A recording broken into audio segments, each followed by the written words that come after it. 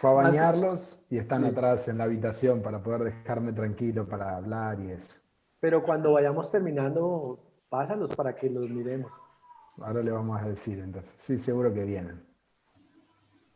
Ok, supuestamente ahora sí.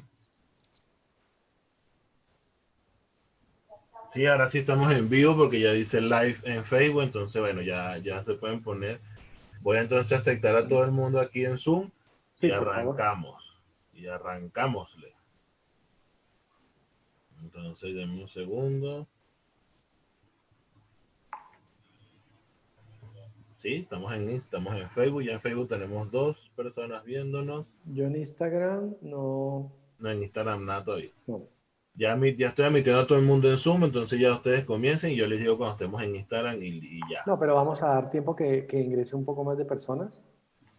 Pero mira que estoy en arte Pero En odontológico. Facebook ya se ve, César. sí, sí, listo, en Facebook ya ¿En se qué ve. parte, Lady? Ah, ya, correcto.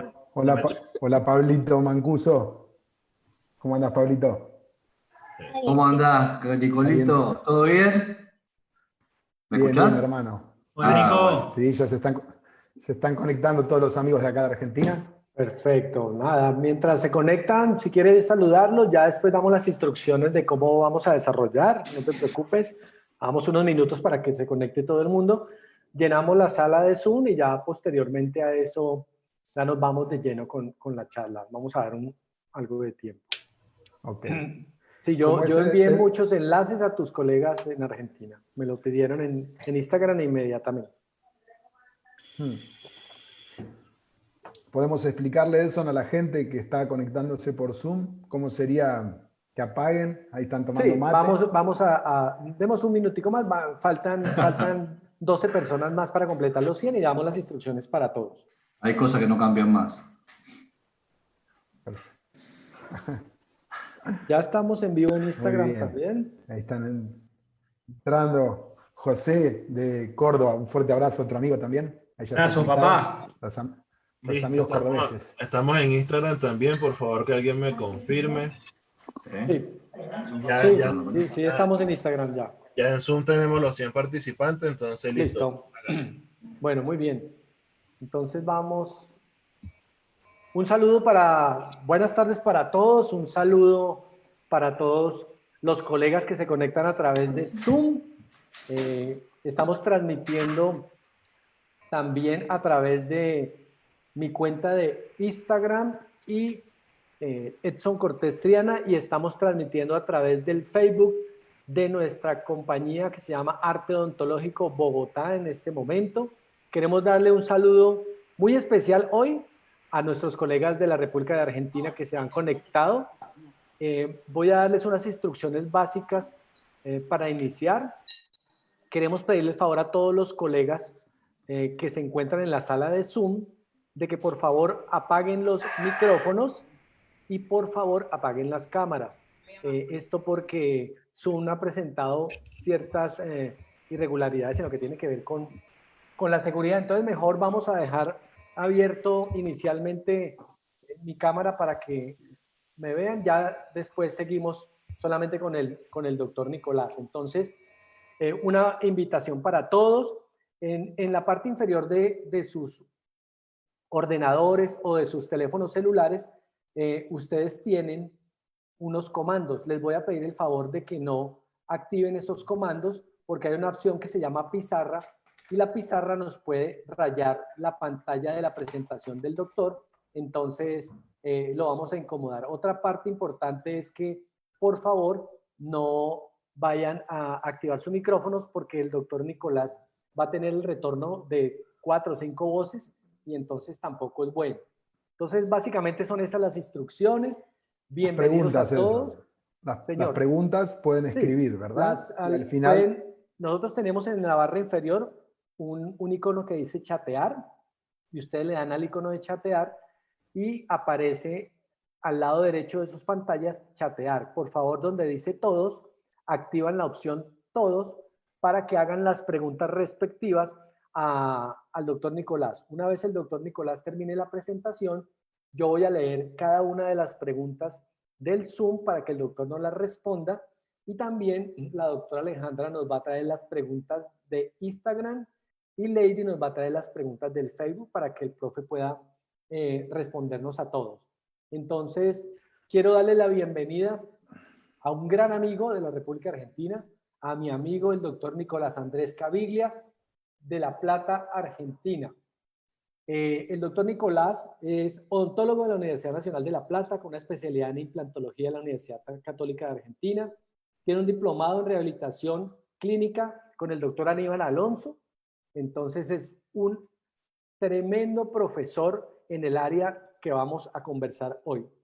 Es conferencista nacional e internacional, profesor en la Asociación Brasileña de Odontología en el posgrado de dentrística, experito legal y forense de la policía de la provincia de Buenos Aires, ex docente de la Universidad Nacional de La Plata y ex docente de la Universidad Católica de La Plata y ex docente de la Sociedad Odontológica Argentina. Les puedo decir que tenemos un invitadísimo de honor el día de hoy que nos va a hablar de un tema que hoy, más que nunca, vamos a empezar a manejar, y es cómo vamos a restituir la dimensión vertical oclusal. He tenido la posibilidad de ser alumno del profesor Nicolás y les digo que es fantástico todo lo que él nos trae para el día de hoy. Vamos a tener a todos los participantes de Zoom, les quiero compartir que hay un momento en el que yo le voy a pedir el favor al doctor Nicolás que nos dé un poquito de espera, porque cuando se complete la primera hora de Instagram se nos va a cortar. Entonces, mientras vuelven y se conectan los que están en Instagram, le voy a pedir al doctor Nicolás que nos regale unos segundos. Entonces, sin más preámbulos, quiero dejarlos en compañía del profesor Nicolás. Nico, un abrazo desde Colombia, hermano. Tú sabes que te quiero mucho. Bienvenido a Colombia y a todos tus colegas argentinos para que estemos compartiendo hoy todos juntos. Un abrazo para ti, bienvenido y toda tuya la pantalla, te escuchamos. Muchas gracias, mi hermano. Un gusto saludarte también y muy agradecido con la invitación. La verdad que es muy bueno para uno poder hacer este tipo de cosas, mantenerse conectados con colegas, capacitándose. Y vos organizaste todo esto a través de Instagram, Facebook y Zoom, que es la primera vez que estoy dando clase por este medio. Así que muchas gracias a todos los colegas que se conectaron. Ahí vi muchos amigos de Argentina también y me han pedido link para conectarse gente de Paraguay, de Perú, amigos de Bolivia también, de Brasil, así que un gusto tenerlos a todos acá y vamos a aprovechar este rato lo mejor que se pueda compartiendo esta charla que yo diseñé el año pasado para un congreso en Brasil, para el CIOGO, que es el segundo congreso más grande de Brasil, junto con Rafa de Curcio, que es mi amigo. Él me pidió que hable de este tema y traté de desarrollar una clase que sea de 1 hora, que sea bien práctica para el clínico, hablando del tema de manera científica, pero dándonos los avales para marcarnos el camino en la clínica, ¿no? Que es lo que queremos saber los que trabajamos todos los días y hacemos esto. La clase está orientada a hablar de dimensión vertical de la oclusión. Hoy sabemos que cada vez más encontramos pacientes que por ahí tienen ausencia de algunas piezas, pero que en estado general encontramos alto grado de desgaste por atricción y por erosión, ¿sí? Tanto químico como mecánico. Y esos son pacientes donde yo veo dentina expuesta, donde veo restauraciones que no cumplen con la forma y tamaño adecuado. Entonces ese tipo de pacientes es básicamente lo que yo más hago, pacientes que perdieron la dimensión vertical de la oclusión, a los cuales hay que hacerle un tratamiento de rehabilitación total, integral. Y básicamente me voy a orientar más a los pacientes que tienen sus bocas alineadas, ¿no? Que son los pacientes donde yo puedo ir directamente con la rehabilitación.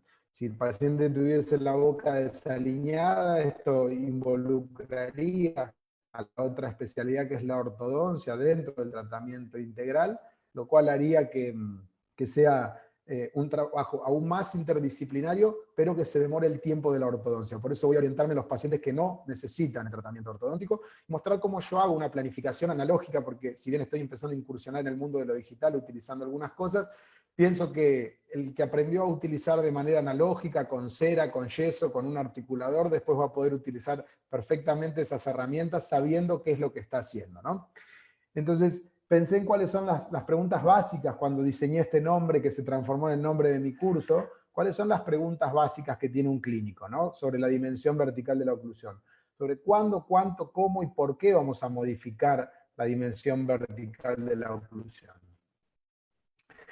Este tema, dimensión vertical de la oclusión, hay que entender que es un concepto clínico inventado por los odontólogos, donde lo que se define como dimensión vertical de la oclusión es la medición de dos puntos que definen el segmento inferior de la cara, o sea, es una medida. Esta medida puede ser mayor o menor, ¿sí? Dependiendo del caso clínico, puede aumentar y disminuir, y va a tener un límite de rango fisiológico, donde más o menos va a comenzar a ser patológico. Pero es un concepto clínico que diseñamos los profesionales para poder hablar del tema con nuestros colegas, ¿sí? Y tiene que ver con la posición de la mandíbula con respecto al maxilar superior, con la boca cerrada, cuando hay contacto entre las piezas dentarias, ¿sí? Este concepto clínico viene estudiándose y hablándose y siendo discutido desde hace muchísimo tiempo, desde la prótesis completa, donde no solamente se restituían las piezas dentarias, sino que había que restituir también la altura que se había perdido de los rebordes atróficos de estos pacientes que habían perdido sus piezas dentarias y que habían sufrido una gran reabsorción. Con lo cual, desde la prótesis completa es desde donde se comienza a hablar de la dimensión vertical de la oclusión. Hoy, mucho más relacionado a pacientes desdentados parciales, o hasta inclusive pacientes que no son desdentados, que son pacientes jóvenes, que no les falta ninguna pieza, pero que perdieron por atricción o por erosión, perdieron estructura dentaria y disminuyeron esta dimensión vertical de la oclusión que tenían, ¿sí? Este concepto es un concepto que genera mucha controversia entre los colegas, que es muy discutido, ¿sí? Donde surgen dudas y muchas veces se habla de una manera del tema que es poco aplicable, poco clínica y genera un montón de discusiones. Por ejemplo, cuando yo comencé a hablar de aumento de la dimensión vertical, tenía colegas que me decían, no se dice aumento, se tiene que decir restablecimiento. Y ustedes pueden ver por redes sociales, por clases, por charlas de congresos, que mucha gente habla de restablecer la dimensión vertical de la oclusión. Ahora yo me pregunto, para poder restablecer algo necesito saber cuánto era ese algo que hay que restablecer. Entonces por eso la palabra restablecimiento de la dimensión vertical oclusal no me parece adecuada, porque no es una dimensión vertical oclusal que yo voy a restablecer, yo no tengo método para diagnosticar cuánto era la dimensión vertical de la oclusión exacta de mi paciente. Yo voy a dar un aumento de la dimensión vertical que se va a aproximar a ese ideal, pero que puede ser más o menos, ¿sí? No hay que preocuparse por eso, siempre y cuando este aumento de la dimensión esté dentro de un rango fisiológico que nos permite el sistema anático de nuestro paciente. Esto está en la literatura también. Ya en el año 62 había autores que hablaban que la dimensión vertical no es estática, o sea que va mutando, va cambiando a lo largo de la vida, se va modificando esta dimensión vertical de la oclusión. O sea que no es una, sino que son muchas dimensiones verticales de la oclusión. Y también hablaban, ¿sí?, de que varios autores de que no era única e inmutable, ¿sí?, que esto cambia a lo largo de la vida. Entonces, cuando uno se plantea, ¿sí?, tiene que entender que esta dimensión es una dimensión dinámica, que está dentro de una zona de confort, ¿sí?, y que puede ser modificada siempre y cuando respete el marco de lo funcional. Entonces yo tengo que basar mi conocimiento en conocer eso. ¿Cuál es el marco de lo funcional? ¿Cuál es el límite máximo y mínimo para este paciente para poder determinar cuál posición voy a elegir, cuál altura voy a elegir de dimensión vertical para la rehabilitación de mi paciente? Hay que entender que es un tratamiento que es seguro, siempre y cuando esté bien indicado, por eso el diagnóstico es fundamental, y sobre todo bien ejecutado, porque es un tratamiento complejo que va a requerir de muchos pasos y de muchas técnicas y de muchos protocolos, entonces necesitamos ejecutarlo meticulosamente, ¿sí? Y por último tengo que entender que este tipo de tratamiento es un tratamiento que es complejo, que es costoso y que es irreversible para nuestro paciente. Así lo hagamos con resina directa en la boca de nuestro paciente, es un tratamiento irreversible, porque para remover ese trabajo yo necesito desgastar material, desgastar estructura dentaria, y lo voy a poner con una técnica adhesiva, ¿sí? Si no estoy en una fase de diagnóstico, sino ya de tratamiento. ¿Ok? Entonces, uno de los miedos más grandes que tienen los clínicos cuando hablamos de aumentar la dimensión vertical es si yo, por aumentarle la dimensión vertical a un paciente, puedo generar algún tipo de trastorno temporomandibular en mi paciente. Vamos a ver qué es lo que dice la literatura. La literatura dice, este artículo, ¿sí?, de Moreno, nos dice que el sistema tiene la capacidad de adaptarse con cambios moderados de la dimensión vertical de hasta 5 milímetros. ese límite de 5 milímetros, a mí no me gusta tomar un límite estático, porque quizá va a aparecer algún paciente un día que necesite un poco más o un poco menos, pero digamos que hasta 5 milímetros la mayoría de los pacientes están incluidos en el tratamiento que van a necesitar, ¿sí? Y el organismo va a tener la capacidad de adaptarse a esos 5 milímetros. Esos 5 milímetros son en el sector anterior, no en el sector posterior, porque recordemos que la bisagra de la articulación está acá atrás, ¿sí? Y hay algo que se llama efecto pantográfico. Si aumento 5 milímetros atrás a nivel de molares, voy a estar aumentando 15 milímetros, porque hay una relación de 3:1 entre anteriores y posteriores. Entonces ese límite de 5 milímetros es siempre hablando en el sector anterior. En algunos pacientes pueden ocurrir síntomas transitorios leves, pero suelen ser autolimitados. ¿Qué quiere decir? Que los pacientes, ¿sí?, van a tener molestias, pero se van a adaptar rápidamente y esas molestias se van a ir en pocos días, ¿sí?, y sin consecuencias mayores. En conclusión, no hay relación directa entre la alteración permanente de la dimensión vertical de la oclusión y los síntomas duraderos de trastornos temporomandibulares. No existe una relación demostrada en la literatura entre esas dos cosas. Entonces, tranquilos con eso. Ahora bien, estas son las preguntas que nos hacemos los clínicos. ¿Cuándo, cuánto, cómo y por qué vamos a aumentar? Entonces vamos a ir respondiéndolas de a una, ¿sí? ¿Cuándo vamos a aumentar la dimensión vertical? Miren, este artículo de Jafar Abduo habla que vamos a aumentar la dimensión vertical siempre y cuando haya una oclusión patológica, una oclusión que se perdió, que se desgastó, que haya tricción o erosión, que son básicamente bruxismo y erosión, químico y mecánico, las dos formas en las que se pueden desgastar las piezas dentarias, ¿sí? Y cuando tenga una oclusión patológica de ese estilo, voy a necesitar aumentarla. Yo pienso que un punto clave para decir este paciente hay que comenzar a tratarlo o no hay que comenzar a tratarlo es la exposición de dentina perdón. Porque cuando tengo dentina expuesta, sé que la dentina no puede estar expuesta al medio bucal y necesito recubrirla de alguna manera. Digo esto porque a veces vemos pacientes con pequeños desgastes que no llegaron a la dentina. Entonces quizá ese paciente es momento de ponerle una placa orgánica y dejarlo estabilizado con una placa, previniendo de que continúe el desgaste de su sistema y está frenado, está estable y no hay patología todavía, ¿sí?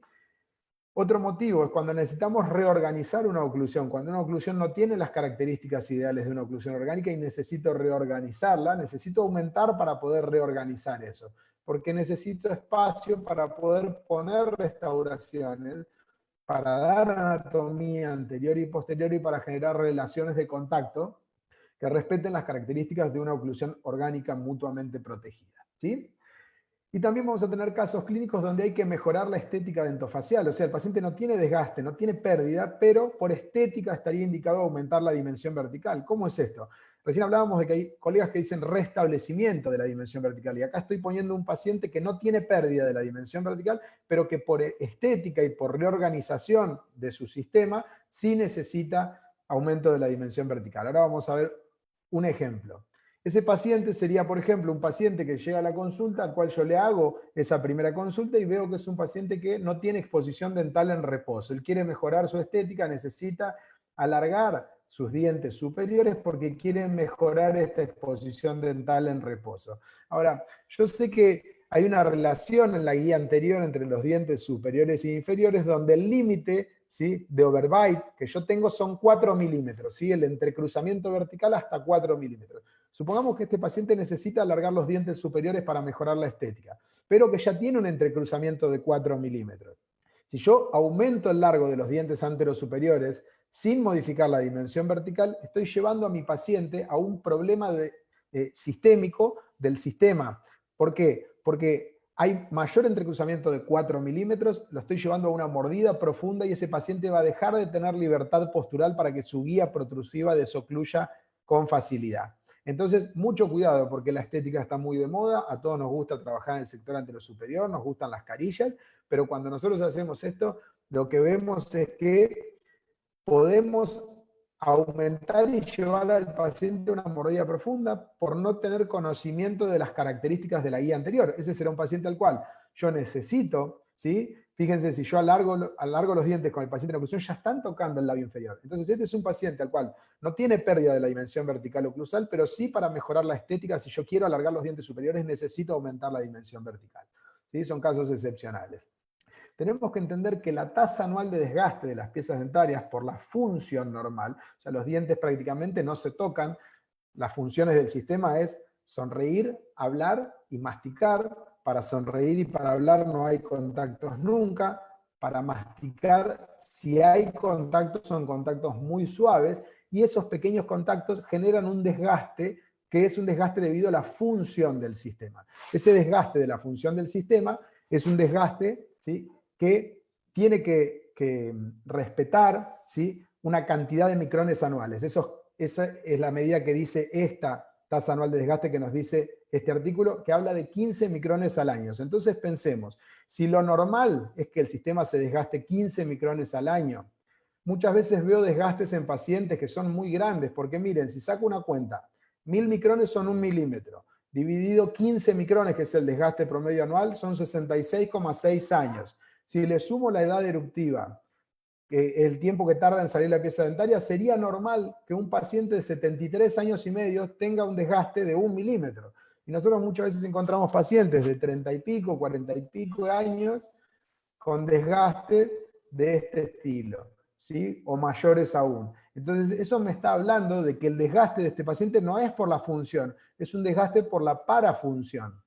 Miren, esa es una paciente que yo recibí en mi consultorio hará unos 6 meses. Esa paciente tenía desgaste muy atípico en el sector anterior. Ustedes están viendo ahí, ese es un claro desgaste por parafunción. Yo estoy viendo las huellas de los dientes anterosuperiores, en los dientes anteroinferiores, donde estoy viendo desgaste por parafunción. Es una paciente que venía a consultar por ortodoncia, y el ortodoncista me pidió que yo la vea antes de que él comience el tratamiento de ortodoncia para indicar qué podríamos hacer en una situación como esta, porque ustedes imaginen lo que es pegar un bracket, por ejemplo, en la pieza 42 con esa alteración de forma y de tamaño.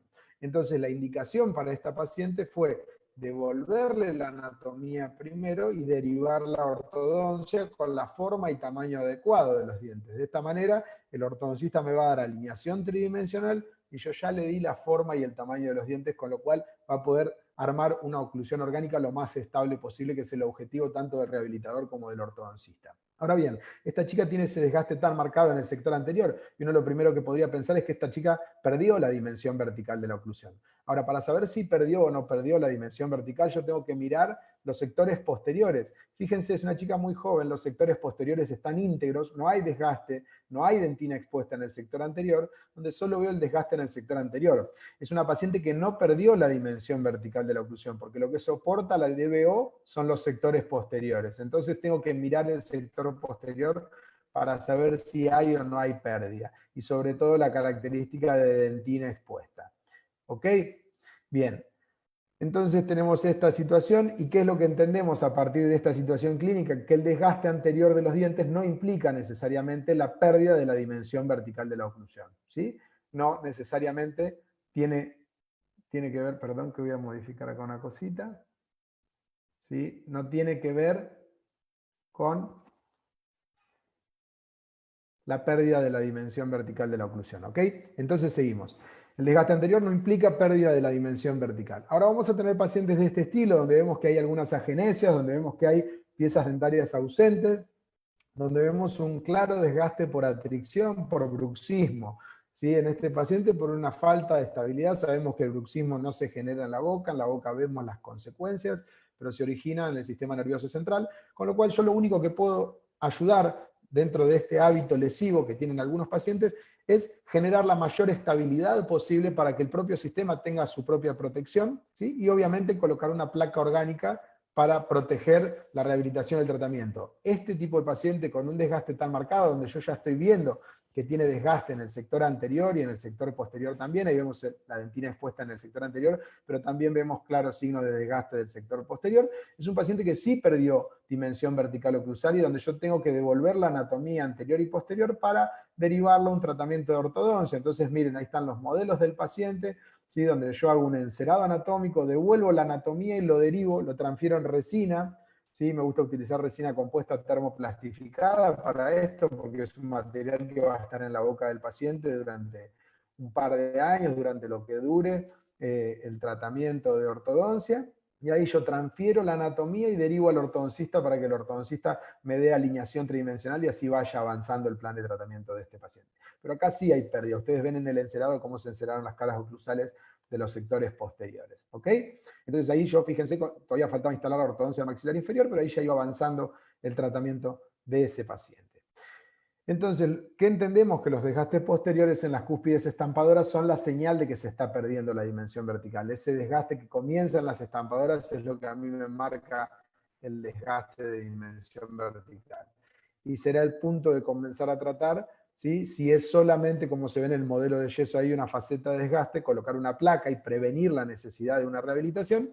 Si ya hay dentina expuesta, tendré que rehabilitar a mi paciente quizá de manera integral.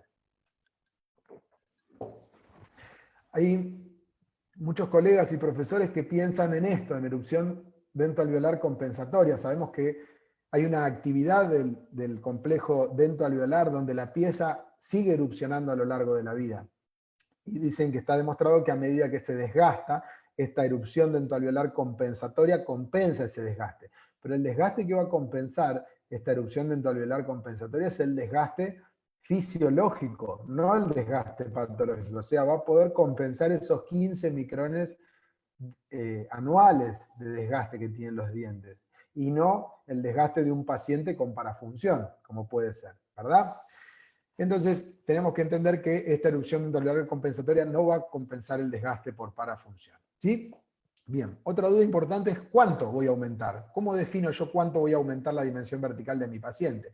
Miren, podemos analizar a lo largo de la historia muchas formas que se utilizaron. Ya en el año 1928 se utilizaban los tercios faciales, que hoy se utilizan mucho para diagnóstico también y para comparar, para poder determinar y hacer un diagnóstico quirúrgico, ortodóntico y protético que sea estético y funcional, donde me permita comprender las limitaciones de las técnicas y las necesidades de lo que yo tengo que realizar en mi paciente y poder diseñar un plan de tratamiento acorde a mi paciente. Esto es bastante inexacto, ¿no? Y hoy teniendo fotografías como las que tomamos. Ustedes imagínense en el año 1928, ¿sí? a través de compases, por ejemplo, como el compás de Willis, el calibre de Willis, él medía la distancia entre la línea bipupilar y bicomisural, y esa distancia tenía que ser igual que la distancia entre el subtabique y el mentón. Era lo que decía Willis, y inventó su propio compás para tomar estas mediciones directamente en el rostro del paciente, ¿no? Entonces son diferentes formas que existían. Ahora miren, una investigación de Goss y Colt decía que los odontólogos no lograban percibir los cambios faciales con aumentos de hasta 6 milímetros. Y hoy hablamos que el aumento, que hasta 5 milímetros yo voy a tener la mayoría de los pacientes dentro de ese límite de aumento. Entonces no se lograban percibir los cambios. Entonces es bastante subjetivo querer utilizar estas distancias faciales para determinar cuánto va a ser el aumento, ¿no? Entonces, si seguimos evolucionando, en 1934 se proponía el espacio funcional libre, ¿sí? Donde se analizaba, que era básicamente en promedio de 3 milímetros. Pero miren, es de 3 milímetros de 3 a 5 en pacientes de clase 1. Pero si un paciente es clase 2, es una distoclusión, ese espacio funcional libre, esa posición fisiológica estática de reposo, de bisar que estudiábamos nosotros, esos 3 milímetros de espacio que hay entre los dientes superiores e inferiores, ¿sí? En un paciente de clase 2 es de 7 a 9 milímetros. Y en un paciente de clase 1 es de 0 a 3 milímetros. Entonces también es una medida bastante inexacta. Y además hay otro problema, que varía según la posición de la cabeza, el estado emocional en el momento del día o la presencia o ausencia de dientes y parafunciones. Si yo les pido a ustedes que se pongan en posición de reposo con 3 milímetros de separación entre los dientes y llevan su cabeza hacia atrás o su cabeza hacia abajo, van a poder ver cómo ese espacio funcional libre aumenta o disminuye. Con lo cual hay muchas variables que hacen que esto sea inexacto.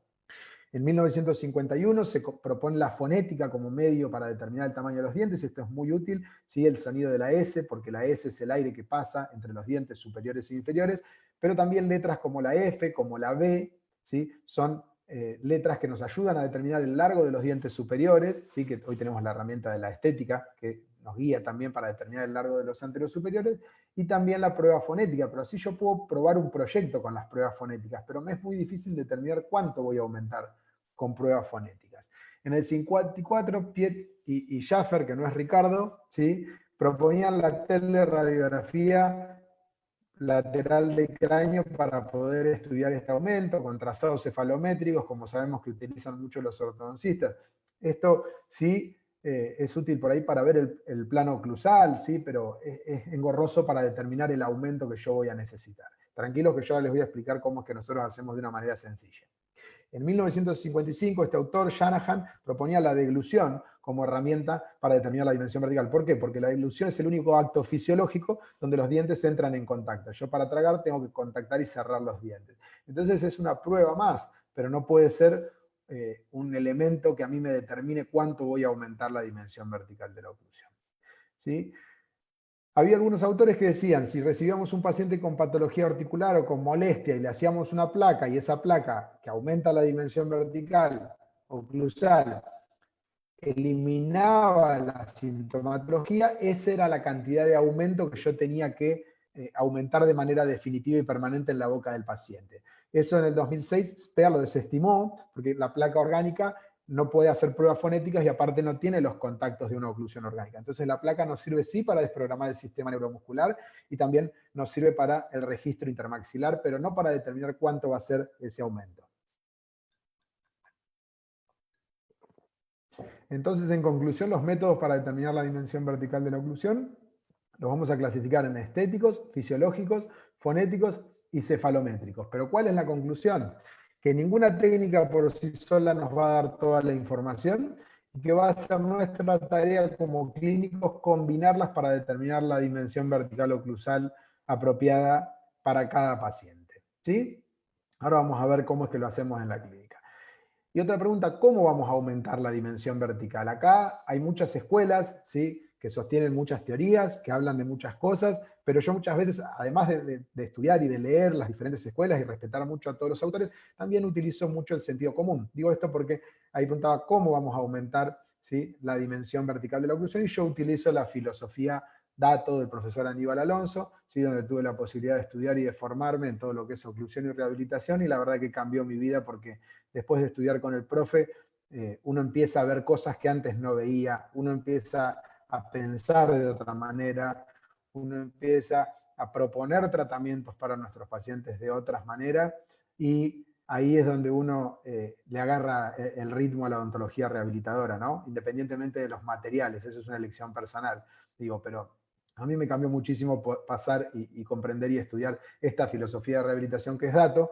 ¿Sí? Dato es una sigla mnemotécnica que a nosotros nos sirve para entender que primero está la desoclusión, que es la protección del sistema, que es lo que nos da la guía anterior. Después tengo que pensar en tener la alineación tridimensional del sistema, o sea, que los dientes estén alineados para poder ser rehabilitados. Y por último, una oclusión que a mí habla de dientes posteriores que tienen que consolidar esta dimensión vertical oclusal que determinaron los dientes anteriores, ¿sí?, y proteger a los anteriores en la oclusión, ¿sí? Por eso dato es una sigla mnemotécnica que me marca por dónde voy a empezar ya, ¿sí? Entonces el prefacio del doctor Mariano Flores Rubio, que está en el libro del profe, ¿sí?, habla de que esto tiene un orden lógico y simple, ¿sí?, para hacer diagnóstico de alta complejidad, y respeta un orden biológico y lógica racional como la naturaleza arma el sistema nático, ¿no? Entonces el primer punto es saber cuándo una rehabilitación es de alta complejidad. Una rehabilitación va a ser de alta complejidad cuando tengamos que aumentar la dimensión vertical de la oclusión, cuando hayamos decidido que es necesario aumentar la dimensión vertical de la oclusión. ¿Por qué? Porque no tengo más referencias dentarias acá. Tengo que ir a una referencia que es articular, tengo que elegir una posición articular donde voy a rehabilitar a mi paciente. Esa posición obviamente es relación céntrica, y yo voy a elegir una dimensión vertical oclusal que esté dentro del rango de lo fisiológico, donde la mandíbula haga ese movimiento de apertura y cierre en relación céntrica. Lo que tengo que entender es que eso es un arco de cierre, así como hay un arco de cierre habitual, hay un arco de cierre, ¿sí?, en relación céntrica. Entonces yo voy a elegir una posición dentro de ese arco de cierre que está en relación céntrica para rehabilitar a mi paciente, ¿sí? Entonces los casos de alta complejidad es donde yo tengo que aumentar la dimensión vertical oclusal de mi paciente, porque tengo que tomar un registro articular, que es un registro intermaxilar, pero de relación céntrica, no de oclusión en relación céntrica. La oclusión en relación céntrica la voy a lograr ver cuando tenga mi montaje hecho, ¿sí?, y lo voy a estudiar en el articulador. Entonces, ¿qué tengo que entender? Que esa dimensión vertical oclusal está dada por los contactos dentarios, anteriores y posteriores, y que cuando hay desgaste en la mandíbula, ¿sí?, no solo por el desgaste se pierde dimensión vertical y la mandíbula va hacia arriba, sino que va hacia arriba y adelante. Por eso muchas veces esos pacientes los veo y pareciera que son una clase 3, un paciente con una mesioclusión, con una mordida borde a borde, y que cuando yo aumento la dimensión vertical oclusal me doy cuenta que es un paciente de clase 1, que por el desgaste la mandíbula fue hacia arriba y hacia adelante, y está en una posición equivocada donde no lo voy a rehabilitar. Ese mismo desgaste en el sector posterior lo voy a ver con un desgaste oblicuo de esta forma, donde se gastan más las cúspides estampadoras por tener los contactos B, que son los contactos donde entre estampadora y estampadora son los contactos que tocan a la ida y a la vuelta, ¿no? En oclusión y en desoclusión del lado de trabajo y de no trabajo. Por eso se gastan más las estampadoras y es un área de diagnóstico que yo utilizo mucho, mirar las estampadoras de los dientes superiores, inferiores, posteriores. ¿Sí? Entonces este protocolo rehabilitador que utilizamos, que imita un protocolo natural, ¿sí? Me dice que lo primero que tengo que pensar es en tener la forma y tamaño de los dientes. Si yo no tengo la forma y el tamaño de los dientes, no tengo el primer punto. El segundo punto sería tener alineación tridimensional a través de las líneas de referencia, saber que los arcos dentarios están alineados. Y el tercer punto va a ser lograr una relación céntrica, una posición articular de reposo elegida como posición terapéutica para rehabilitar a mi paciente. A partir de ahí voy a tener los niveles de la oclusión, las líneas de referencia que me marcan la alineación tridimensional y el contacto bilateral y simultáneo de los caninos en la guía anterior es un contacto autoinductor que posiciona automáticamente la mandíbula en relación céntrica. Por eso yo voy a armar mi rehabilitación armando esa guía anterior de esa manera. Entonces, cuando yo hablo de relación céntrica, estoy hablando solo de la articulación. Cuando hablo de oclusión en relación céntrica, estoy hablando de dientes que se contactan en un arco de cierre ideal para la articulación. ¿Sí? Y ahí es donde yo no me tengo que marear y empezar a confundirme para poder seguir el hilo de este cuento que es la oclusión y la rehabilitación. Básicamente lo que yo voy a buscar es que haya equilibrio y paz neuromuscular en el sistema entre la articulación, los músculos y los dientes, porque yo acá estoy trabajando teniendo en cuenta todas las áreas. La articulación, los músculos y los dientes también. ¿Por qué elegimos relación céntrica? Porque es la posición articular de diagnóstico, ¿sí? Para ver cómo está nuestro paciente, y es una posición ortopédicamente estable, es repetible y es reproducible para nuestro paciente, y es una posición fisiológicamente agradable para el paciente elegida, y está descrito en la literatura históricamente que toda rehabilitación de alta complejidad, ya sean prótesis completas o una única prótesis completa, necesitamos partir desde esta posición, ¿sí? Y elegirla como nuestra posición. Es un poco complicado porque sabemos que en la literatura hay muchas definiciones, 26 definiciones diferentes de qué es la relación céntrica y 7 aceptadas por la Academia Americana de Prótesis. Entonces esto nos marea un poco y no nos permite a nosotros saber bien dónde estamos parados, saber qué posición vamos a elegir, parece muy complicado, ¿sí? Pero la realidad es que lo que yo tengo que saber es cómo encontrar la relación céntrica, no definirla, porque definiciones hay muchas, y cuando el paciente esté sentado en el sillón yo tengo que trabajar, no darle una definición de relación céntrica, sino saber cómo poder tomar un buen registro que a mí me permita. Existen muchas formas, estos son hilos de roca, por ejemplo, son hilos muy útiles de un profesor boliviano, ¿sí? Que es muy útil, de la edad del profesor Aníbal Alonso, falleció hace algunos años el profesor Roca Gilman, ¿sí? Que diseñó estos hilos que utilizo, me regalaron en Bolivia cuando fui, y utilizo bastante. Esto es un método muy simple, sería básicamente el principio de las laminillas de Long, interponer un contacto anterior, ¿sí? Que inhiba los contactos dentarios posteriores y que induzca la mandíbula a que el paciente se autoinduce solo por el cierre y ese fulcrum anterior que logramos con esto, ¿sí? Es una de las formas. Hay técnicas autoinducidas, como son las laminillas de Long, como es la técnica de rollos de algodón, como son los hilos de roca. Todas estas son técnicas autoinducidas. ¿Por qué? Porque el paciente muerde y se autoinduce a ir a una posición de relación céntrica de reposo. No hay contacto dentario en ninguna de estas tres.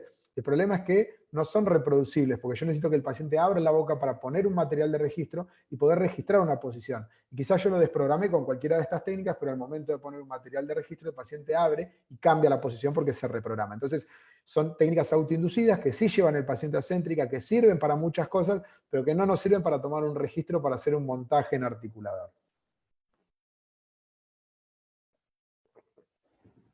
Ahí vemos entonces que si yo busco cuáles son las formas de tomar registros de relación céntrica, existen muchas, porque como hay muchas posiciones, fíjense que dice con resultante posterior, con resultante anterior, con resultante superior anterior, ¿sí? Dependiendo de la definición que que tomemos como esa posición que es relación céntrica, hay muchas formas, pero básicamente lo que quiero mostrar en esta diapositiva es que yo puedo llevar al paciente con un contacto bilateral y simultáneo de los caninos con una guía 45 grados. El paciente, si los dientes están alineados, si tienen la forma y tamaño adecuados, el contacto de los caninos es lo que autoinduce al sistema naturalmente a esa posición. A lo largo de la vida aparecen interferencias posteriores que sacan al paciente de esta posición y que inhabilitan la guía anterior, y esas son las interferencias que aparecen dentro del sistema. Ahora, ¿yo puedo chequear en un paciente y hacer una inducción manual? Claro que puedo, es una herramienta muy útil donde yo manipulo la mandíbula del paciente y lo llevo a una inducción manual. También lo puedo llevar con laminillas de Long, lo puedo llevar con hilos de roca, lo puedo llevar con rollos de algodón, puedo utilizar el jig de Lucia, el apoyo central único, las placas de Philip, las placas parcial anterior, ¿sí? El Bopayaku, que es bóveda palatina y apoyo central único, que enseñan y usan acá en la UBA en Buenos Aires. ¿Sí? Son todos sistemas que sirven para tomar una relación intramaxilar, o sea, para tomar una relación entre dientes que no se están tocando porque la posición que quiero registrar es articular. ¿Sí? Nosotros básicamente lo que utilizamos y lo que enseñamos y utilizamos, que aprendí a utilizar con facilidad en Clínica Dato y que también enseñamos allá en la Asociación Brasilera de Odontología en el equipo dentística, es el jig de Víctor Lucia, ¿sí? De 1964. Es un plano inclinado a 45 grados, donde lo que se busca es un contacto anterior, como vemos en ese video de la izquierda. Tiene hecho una púa, además, este caso, que puede hacerse o no, dependiendo del caso, ¿sí? Donde el paciente va a generar movimientos anteroposteriores y de lateralidad, donde no hay contactos dentarios que influyan en la posición que va a ir el paciente, ¿sí?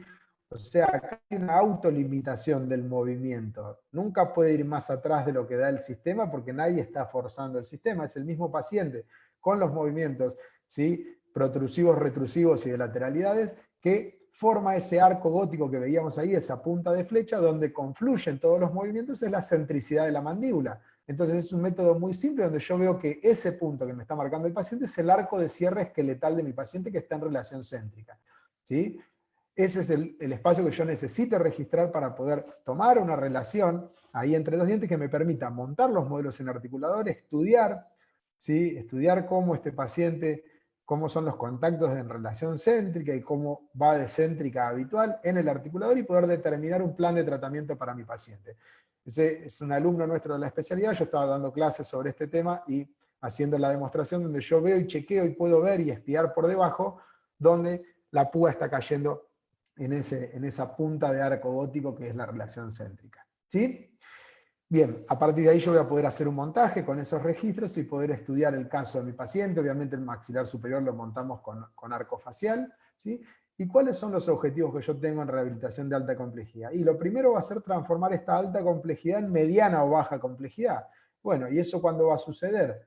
Cuando yo transforme el paciente en un desdentado bilateral posterior, o sea, cuando yo arme la guía anterior, el sector 1 y 2, y haya contacto de los caninos bilateral y simultáneo, yo hoy voy a estar transformando una rehabilitación de alta complejidad en baja complejidad. ¿Por qué? Porque esos contactos dentarios, en un principio, son autoinductores de la relación céntrica, son contactos que van a poner la mandíbula en céntrica, con lo cual ya estoy definiendo la posición en la cual voy a rehabilitar. Y aparte, me van a determinar la dimensión vertical de la oclusión de mi paciente. Entonces ahora lo que tendré que hacer es colocar los dientes posteriores de manera alineada para generar, respetando las curvas de Spee y de Wilson, para generar pacientes que tengan curvas correctas, que me generen en una lateralidad, espacio uniforme o función de grupo posterior, que son las dos desoclusiones aceptadas por la escuela anatológica. ¿Ok? Entonces esos son mis objetivos. Por eso cuando yo hago una planificación, y yo les voy a mostrar qué es lo que yo hago, todos los encerados que aparecen en esta clase están hechos por mí. Soy un odontólogo antiguo, si se quiere. Yo sé que esto se hace hoy con lo digital, mucho más lindo, mucho más rápido, pero la realidad es que me gusta hacerlo así porque a la hora de empezar, acá yo ya estoy tratando un paciente, estoy tratando un paciente de yeso, ¿no? Donde empiezo a hacer tratamiento, estoy adicionando sobre los dientes y estoy definiendo, ¿sí? Cuánto voy a aumentar en este paciente, la prueba que voy a hacer. Entonces, si yo envío esto para el técnico de laboratorio y no le digo qué es lo que tiene que hacer, el técnico va a tener que tomar decisiones, ¿sí? Decisiones que son cruciales para la planificación, y de la planificación es de donde sale la rehabilitación. Por eso me gusta hacerlo a mí esta parte. Al principio lo que hacía era diseñar la guía anterior solamente, como ustedes ven acá, devolviendo forma y tamaño de este paciente que está alineado, y después poder ir a probar esa guía anterior en la boca de mi paciente, donde yo puedo ver ¿sí? La exposición dental en reposo, desde el punto de vista estético, yo estoy viendo cómo mejoraría la paciente con este aumento, ¿sí? El cambio en su rostro, cómo lo ven, ¿sí? Puedo evaluar estéticamente, en reposo y en sonrisa el cambio. Ahí ven los corredores bucales del sector posterior que no se ve lindo, agradable, porque no están encerados los sectores posteriores, está solo de canino a canino, superior e inferior, pero yo básicamente lo que voy a estar haciendo acá es una prueba estética para poder mostrarle al paciente el cambio estético, y también lo que voy a estar haciendo acá es una prueba funcional, porque miren ahora el entrecruzamiento que tiene la guía anterior, ¿sí? Cómo está entrecruzada la guía anterior de mi paciente, la relación del overjet y del overbite, cómo cae ahora y cómo es esa situación. Entonces podemos ver ahí, con medio mockup de un lado y sin el mockup del otro, cuánto estoy aumentando, es bastante lo que estoy aumentando. Lo que hago acá es respetar la proporción dentaria, o sea, mucha gente dice, bueno, ¿y cómo determinas el tamaño de ese diente? Hay muchos métodos. Por ejemplo, la exposición dental en reposo y en sonrisa. En el equipo dentístico utilizamos la distancia interpupilar multiplicada por ciertos factores, y eso nos da el ancho y el largo máximo y mínimo de cada uno de los 6 dientes anterosuperiores, ¿no? Entonces ahí yo tengo un rango, no es que hay una medida exacta, ahí es donde yo voy a elegir una de estas medidas, ¿no? Pero yo básicamente estoy probando mi proyecto y estoy haciendo las lateralidades y la protrusiva en el renglón inferior, ven ustedes ahí, como ¿sí? Los sectores posteriores tienen planos quebrados todavía que no fueron tratados de esa paciente. Ahora sí, si yo probé la guía anterior y todo eso estaba bien, me dice que el montaje está bien, que estéticamente está bien, voy a encerar todos los sectores posteriores buscando tripoidismo, buscando puntos de contacto, donde lo diseño con todos los puntos de contacto que deberían existir. En mi encerado, después lo que voy a ver es que a medida que cuando esto se transfiere a la boca, algunos puntos de contacto se van a ir perdiendo y no van a estar todos en los provisorios y en la rehabilitación. No hace falta que estén todos tampoco, ¿sí? Lo que tengo que tratar es tratar de encontrar lo máximo posible para poder tener estabilidad en mi rehabilitación. Y así como trabajo en el encerado, primero la guía anterior y después los sectores posteriores, también en la boca de un paciente yo puedo trabajar primero la guía anterior, ¿sí? Ahí vemos 12 carillas cerámicas, 6 superiores y 6 inferiores, ya cementadas, ven que los dientes posteriores no ocluyen, porque ahí ya se hizo el aumento de la dimensión vertical, ahora voy a ir a tratar los sectores posteriores. Entonces también en la forma de ejecutarlo puedo hacer primero la guía anterior para estar seguro de esta parte y después los posteriores. Ahora, en el proyecto siempre voy a empezar por el sector anterior. ¿En la ejecución puedo empezar por los sectores posteriores? Sí, claro que puedo empezar por los sectores posteriores, no hay ningún problema, ¿sí? Uno puede empezar donde quiera. Ahora el proyecto sí, indefectiblemente, tiene que comenzar por la guía anterior. Ahora bien, yo puedo hacer como un paciente como este, por ejemplo, donde también vemos desgastes erosivos, ¿sí? de atricción por bruxismo y de erosión ácida también en la boca de este paciente, donde tengo situaciones donde voy a hacer un montaje en articulador, voy a hacer un encerado, ¿sí? Que me devuelva la forma y el tamaño, y si la boca está alineada del paciente, la forma y el tamaño más la alineación tridimensional es lo que me va a dar los contactos oclusales de que aparezcan, ¿sí? Y ese sistema, si el paciente lo destruyó por atricción, tendré que protegerlo con una placa para poder controlar el bruxismo. Entonces, eso es lo que, el camino que yo voy a seguir en mi pensamiento rehabilitador de ese paciente.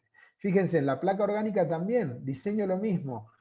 La placa orgánica tiene todo lo que tiene que tener una oclusión orgánica. Tiene que tener oclusión más desoclusión, o sea, guías caninas, ¿sí? En lateralidad y en protrusiva, como ustedes están viendo ahí en esa placa, y contacto de todos los topes cuspidios de los sectores posteriores en oclusión también, ¿sí? Entonces tienen que tener esa situación. No sé eso si me estás escuchando, si va todo bien. Si me... Perfecto, Nico, no tenemos ningún problema, se está viendo perfecto, se está escuchando perfecto todo. Okay, No te preocupes que cuando se cumpla la hora de Instagram yo te aviso para volver a retomar, pero está perfecto todo.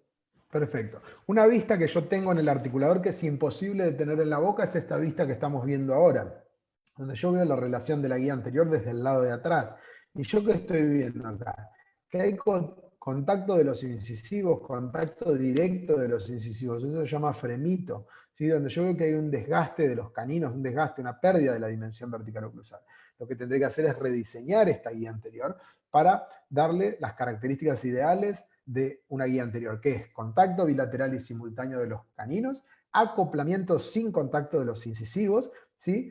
Un overbite ideal de hasta 4 milímetros, ¿sí? y un overjet también de 2 a 4 milímetros, ¿no? Entonces ahí es donde yo me muevo dentro de esas características para que después, dentro de las limitaciones del caso, busque armarlo de manera ideal para mi paciente. Ahora, en este paciente hicimos el proyecto completo, no probé la guía anterior.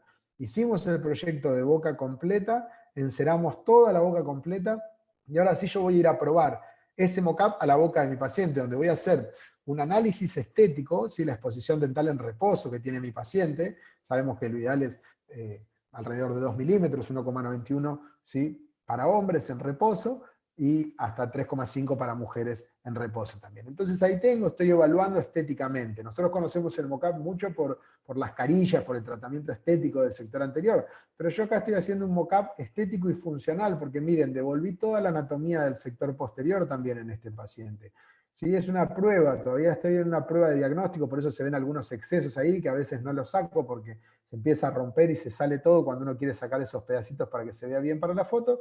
A mí así este mock-up ya me permite chequear y probar, ¿sí?, si mi proyecto está bien o no está bien. Miren la lateralidad que el paciente tenía antes, ¿sí?, de poner el proyecto, y miren la lateralidad que tiene después este paciente. Este paciente también tenía unos implantes ahí con provisorios, con una falta de volumen y un cambio de coloración en vestibular, y de este lado ya tenía un implante con periimplantitis, ¿no? Es un caso largo que atendí durante mucho tiempo, ¿sí?, donde yo acá lo que estoy probando es el proyecto rehabilitador de mi paciente. Si ese proyecto, ¿sí?, está bien o está mal, me gusta o no me gusta, ¿sí? Y ahí voy a plantear un abordaje reorganizador, que tiene primero la localización de una posición de referencia reproducible, que es la relación céntrica, que ya vimos cómo tomamos ese registro para el montaje. Después voy a diseñar la forma y tamaño de los dientes y la relación de contacto, donde voy a negociar el padrón de esas guías funcionales. Y por último voy a determinar esa dimensión vertical terapéutica que yo elijo para reorganizar la oclusión de mi paciente. Después lo que es cambiar un material por otro, puedo transferir con resina. Eso también, esto es un pedazo de las clases que tengo en el curso, que doy de 2 días, pero donde hablamos de todas las técnicas, ¿no? De resina termoplastificada, de resina inyectada, de resina estampada, de resina estratificada. O sea, los materiales y las técnicas son muchas, uno tiene que elegir algo con lo que se sienta cómodo, ¿sí? Y a partir de ahí utilizar esa técnica para armar el prototipo estético funcional del paciente, y después ir cambiando por sectores, que es mucho más tranquilo, mucho más fácil de llevar una rehabilitación una vez que el paciente ya está armado en provisorio, si se quiere. A mí no me gusta usar esa palabra porque por cuestiones económicas acá en Argentina hay muchos pacientes que los rehabilitamos con la intención de que sea permanente una rehabilitación en resina compuesta, ¿no? Entonces hay que transferirlo de la mejor manera. A partir de ahí voy a hacer las preparaciones, voy a cambiar los tallados, ¿sí? Primero de la guía anterior, es un trabajo de Ricardo Schaffer, ¿sí?, que hicimos, y después los sectores posteriores con coronas sobre implantes, cemento atornilladas y boneless ocluso vestibulares del sector posterior, ¿sí?, para poder transformar al paciente con esta rehabilitación que vemos ahí, ¿sí? Un paciente de un tratamiento largo, tratamos la periimplantitis, hubo que retirar ese implante, recolocar, hacer regeneración ósea, injertos de conectivo en esa zona, manejarlo con el provisorio y después cambiarlo a cerámica para encontrar esta estabilidad y estas características oclusales que ustedes ven a la derecha, que es el paciente ya rehabilitado, ¿ok? Esa es la rehabilitación estética y funcional, ¿sí? Es una rehabilitación estética, como dice el profesor Germán Albertini, estéticamente guiada y oclusalmente consolidada, oclusalmente protegida, ¿no? Porque la oclusión acá está protegiendo lo lindo que quedó la rehabilitación, ¿no? Porque no puede haber estética si no hay equilibrio oclusal, va a durar muy poco esa rehabilitación, ¿sí? Y la última de nuestras preguntas sería: ¿por qué aumentar la dimensión vertical de la oclusión? Porque necesitamos espacio para poder reconstruir y reorganizar la oclusión orgánica. Necesito espacio para poder darle los contactos ideales a esa oclusión y reorganizarla. ¿Ok? Entonces, esta investigación del Australian Dental Journal, ¿sí?, me habla de algunas consideraciones clínicas, y miren lo que dice: las técnicas para la cuantificación de la pérdida de DBO son de previsibilidad y confiabilidad limitadas, por eso no vamos a restablecer nada, porque no tengo forma de diagnosticar cuánto era la dimensión vertical, ¿sí? Es de previsibilidad y confiabilidad limitada las técnicas para diagnosticar esa DBO antes del desgaste. El aumento de la DBO debe determinarse en función de criterios estéticos, fonéticos y funcionales. Rara vez vamos a indicar un aumento mayor de 5 milímetros en nuestros pacientes. El aumento de la DBO es un tratamiento seguro porque no genera trastornos temporomandibulares y pueden aparecer signos y síntomas que suelen ser autolimitados en nuestros pacientes, ¿sí? Y el uso de férulas para determinar el aumento de la DBO no está indicado en pacientes sin DTM. ¿Esto habla de qué? De que el paciente que tiene una patología articular, una molestia, un dolor, yo voy a hacer un diagnóstico, voy a elegir un tratamiento donde muchos de esos pacientes los tratamos con una placa. Al colocar una placa uno aumenta la dimensión vertical. Lo que hay que entender es que la sintomatología se produce por compresión básicamente de los tejidos retroarticulares. Claro, se pierde dimensión vertical, el cóndilo va hacia atrás, ese cóndilo comprime los tejidos retroarticulares y genera dolor. Cuando yo pongo una placa, cuando yo hago una rehabilitación, cuando yo pongo un provisorio, lo que hago es aumentar la dimensión y sacar el cóndilo que está impactando en ese sector posterior y traerlo a la vertiente anterior de la cavidad glenoidea. De esa manera, ¿sí? Con ese aumento, muchas veces la sintomatología se va a disminuir y se va a ir, ¿sí? Esto es obviamente porque un paciente con sintomatología no lo atiendo con una rehabilitación, lo atiendo con una placa y una vez que el paciente está fuera de la sintomatología, fuera del proceso agudo, voy a planificar una rehabilitación, ¿sí? Por eso está esa aclaración ahí al final. Entonces vamos a ver un caso clínico para ver cómo hacemos nosotros la planificación. Este paciente es Hugo, es un amigo, un maestro rural de Formosa que yo conocí haciendo trabajo comunitario en el norte del país, con la Asociación de Odontólogos Solidarios, primero, que es una ONG, después con la Facultad, la Universidad Nacional de La Plata, y después con la Universidad Católica de La Plata, seguí siempre dirigiendo este tipo de proyectos, donde Hugo siempre me apoyó y me ayudó. Hugo vino a La Plata y me dijo si quería tomar unos mates, y yo en esa charla de mates con Hugo no podía dejar de mirarle los dientes porque tenía esta situación. Entonces, hablando con él de su situación, le preguntaba cómo estaba con sus dientes, por qué no se atendía. Él me decía que no podía hacer ese tratamiento porque era muy costoso y porque él vive muy lejos en la provincia de Formosa y no sabe si hay alguien allá que pueda hacer el tratamiento que él necesita, que aparte son muchos turnos, muchas sesiones, muy largo el tratamiento, y que él por eso no había averiguado, y aparte porque no tenía la posibilidad de acceder a un tratamiento por los costos que implicaba el tratamiento. Entonces, yo lo vi a Hugo así, en esta situación, y le digo, Hugo, mirá, yo te voy a dar una mano, te voy a ayudar, te voy a regalar tu tratamiento. ¿Sí? Entonces tenía que pensar en cómo tratarlo a Hugo. Lo llevé a mi consultorio, le tomé estas fotografías que estamos viendo. ¿Sí? Ahí vemos el desgaste por atricción y por erosión. Eso es erosión por vino tinto. ¿Sí? Se le nota en la cara a Hugo la bebida de todos los días. Pero también tiene bruxismo, tiene falta de estabilidad, ¿sí? y erosión también por reflujo esofágico que él tenía. Muy común cuando queremos tomar una foto en oclusión que el paciente interponga la lengua para aumentar la dimensión vertical, porque si ocluye y los dientes se tocan, le es molesta esa posición, y entonces interpone la lengua para aumentar la dimensión vertical de la oclusión. Ahora yo tengo que hacer un diagnóstico. Ahí veo qué es lo que veo, las expectativas del paciente, la motivación, el examen clínico, estudios complementarios, análisis estético y funcional. Después voy a determinar qué hago, el tratamiento con todas las especialidades que tiene la odontología.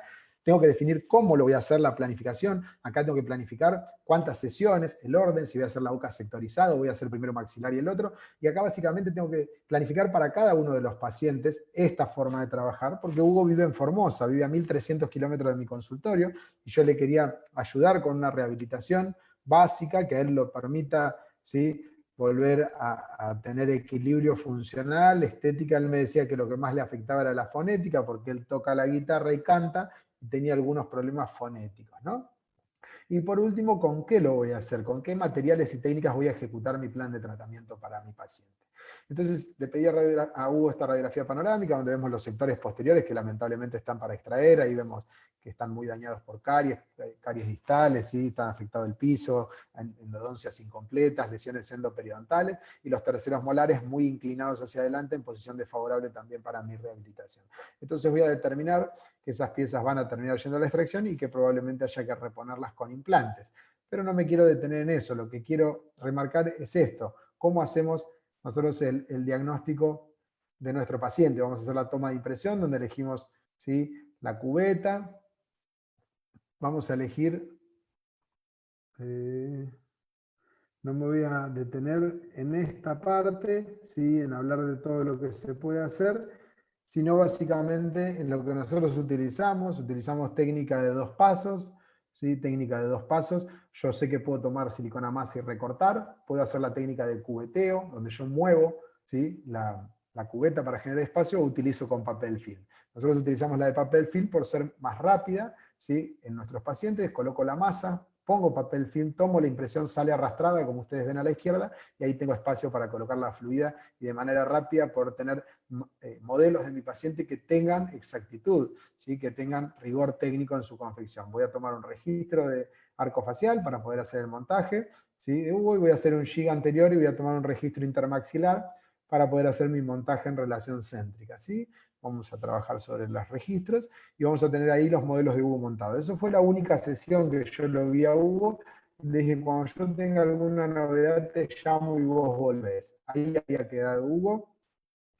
Estos son los modelos de Hugo. Esto me permite a mí tener los modelos y poder estudiarlos y verlos tranquilo en mi consulta con el paciente en su casa y poder empezar a ver dónde están los contactos. Ustedes ven ahí que prácticamente la arcada está en el aire y vemos un contacto acá en la zona del 28 y del 38, ¿no? Ahí está la interferencia, que es el primer contacto. En el arco de cierre esqueletal, en el arco de cierre céntrico, esa es la oclusión en relación céntrica del paciente. Si yo aflojo las cajas condilares de mi articulador, hace una lateroprotrusiva y cae a una máxima intercuspidación habitual, que es su oclusión habitual de Hugo en ese momento. Pero fíjense cómo queda todo el sector este en el aire, y acá yo veo la interferencia en los terceros molares, ¿ok? Ahí está la causa de la deflexión mandibular que produce. Entonces, ¿qué puedo hacer? Todos los tratamientos odontológicos, como nos enseñó el profe Alonso, se clasifican en 3: corrección, adición y sustracción. Corrección va a ser ortodoncia. Hugo necesita ortodoncia, es un paciente candidato a ortodoncia para venir una vez por mes durante 2 años, siendo que vive tan lejos. Está tan desalineado, tanto beneficio me va a traer la ortodoncia como para hacerla, es lo que tengo que evaluar. Si voy o no a hacer corrección. Ahora bien, también una cirugía ortognática es una corrección y entra dentro de ese punto. Ahora, las otras 2 herramientas que yo tengo son adición y sustracción. Adición con un material, con resina, con flow, inyectado, estampado, con lo que quieran. Y por otro lado, la sustracción, que va a ser el desgaste de una pieza dentaria, el ajuste oclusal o la extracción misma de una pieza dentaria. Ok, acá yo tengo que saber que voy a tener dientes anteriores y dientes posteriores. Los dientes anteriores, con forma y tamaño, me definen la dimensión vertical de la oclusión, la estética y la fonética. Y los sectores posteriores, a través de la alineación, me van a dar curvas de relaciones intermaxilares con la curva de Speed y la curva de Wilson, que van a consolidar esa posición de los anteriores. Entonces tengo que empezar a armar la boca de Hugo. Yo acá lo que tengo es el ancho de los dientes de Hugo. A partir del ancho, yo puedo definir por la proporción dentaria. Sí. Amigo, regálanos unos segundos que se cayó Sí, claro. Instagram. Vamos a continuar de nuevo.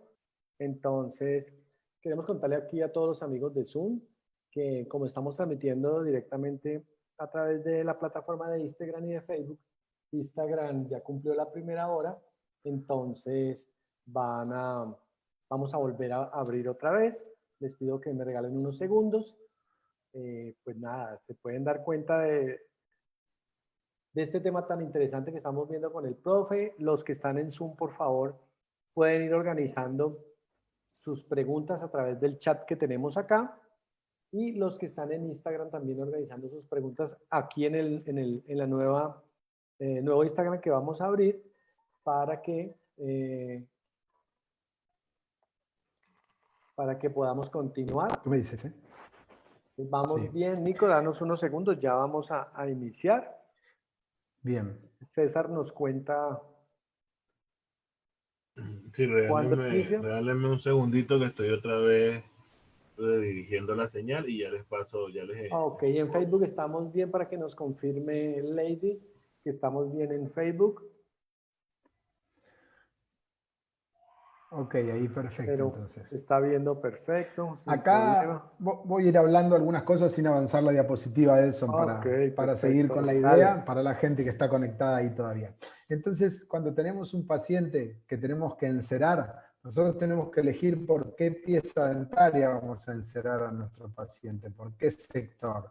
El protocolo DATO nos establece comenzar por el sector 1, que es el sector anteroinferior, porque habitualmente es el sector que menos desgaste tiene, ¿no? Es el sector que menos desgastado está, con lo cual es el que más información me da, ¿sí? no olvidemos que el sistema nático se organiza con la erupción del incisivo central inferior. Entonces el profe Alonso dice, comenzamos por el sector 1 porque la naturaleza comienza por el sector Ya 1. estamos, Pero aparte, Nico, ya estamos de nuevo, perdóname que te interrumpa, ya estamos de nuevo en Instagram, entonces podemos continuar. Muchas gracias. entonces comenzamos por el sector 1, que es el anterior inferior, decía, porque la naturaleza comienza por el sector 1, por el anterior inferior, en la erupción dentaria. Y aparte porque es habitualmente el sector que menos desgaste tiene. ¿Sí? Si así están desgastados los anteroinferiores, los superiores seguramente están gastados más. Entonces yo tengo que elegir una pieza de esos 6 dientes anteroinferiores por donde yo comenzaría. Y la pieza que voy a elegir es la pieza que menos desgaste tiene porque es la que más información me da del ancho. Si yo tengo un incisivo central, puedo tener otro incisivo, otro incisivo, otro incisivo. Fíjense que yo dejé el diastema y a partir de ahí yo puedo armar mis caninos porque yo sé que hay algo que se llama líneas de referencia, donde me dice que los bordes incisales están alineados entre sí y que los caninos tienen un plus del canino que sobresale, que es lo que le permite tener mayor altura funcional para de esta manera poder desocluir el sistema, ¿no? Entonces fíjense ahí que yo hice los plus de los caninos como los caninos sobresalen por encima. Ahora yo tengo diseñado mi sector 1, que lo diseñé en la mano, ustedes fíjense que el modelo está suelto, no está en el articulador. Ahora yo voy a continuar mi encerado. ¿Yo puedo seguir encerando la alineación de los posteriores acá? Sí, puedo, pero yo lo primero que quiero es transformar mi rehabilitación de alta complejidad en baja complejidad. Entonces lo que tendré que hacer es encerar algún diente del sector anterosuperior, del sector 2, que a mí me permita generar los contactos de relación con los inferiores. Y si hablamos que los incisivos solo tienen acoplamiento y el contacto es bilateral y simultáneo de los caninos, lo que tendré que encerar ahora son los caninos superiores, donde yo doy una forma y tamaño adecuada para mí, arbitraria, de cómo yo creo que tienen que ser esos caninos, más que por la parte vestibular, por la cara palatina, ¿no? Dándole la anatomía ideal a esos dos caninos.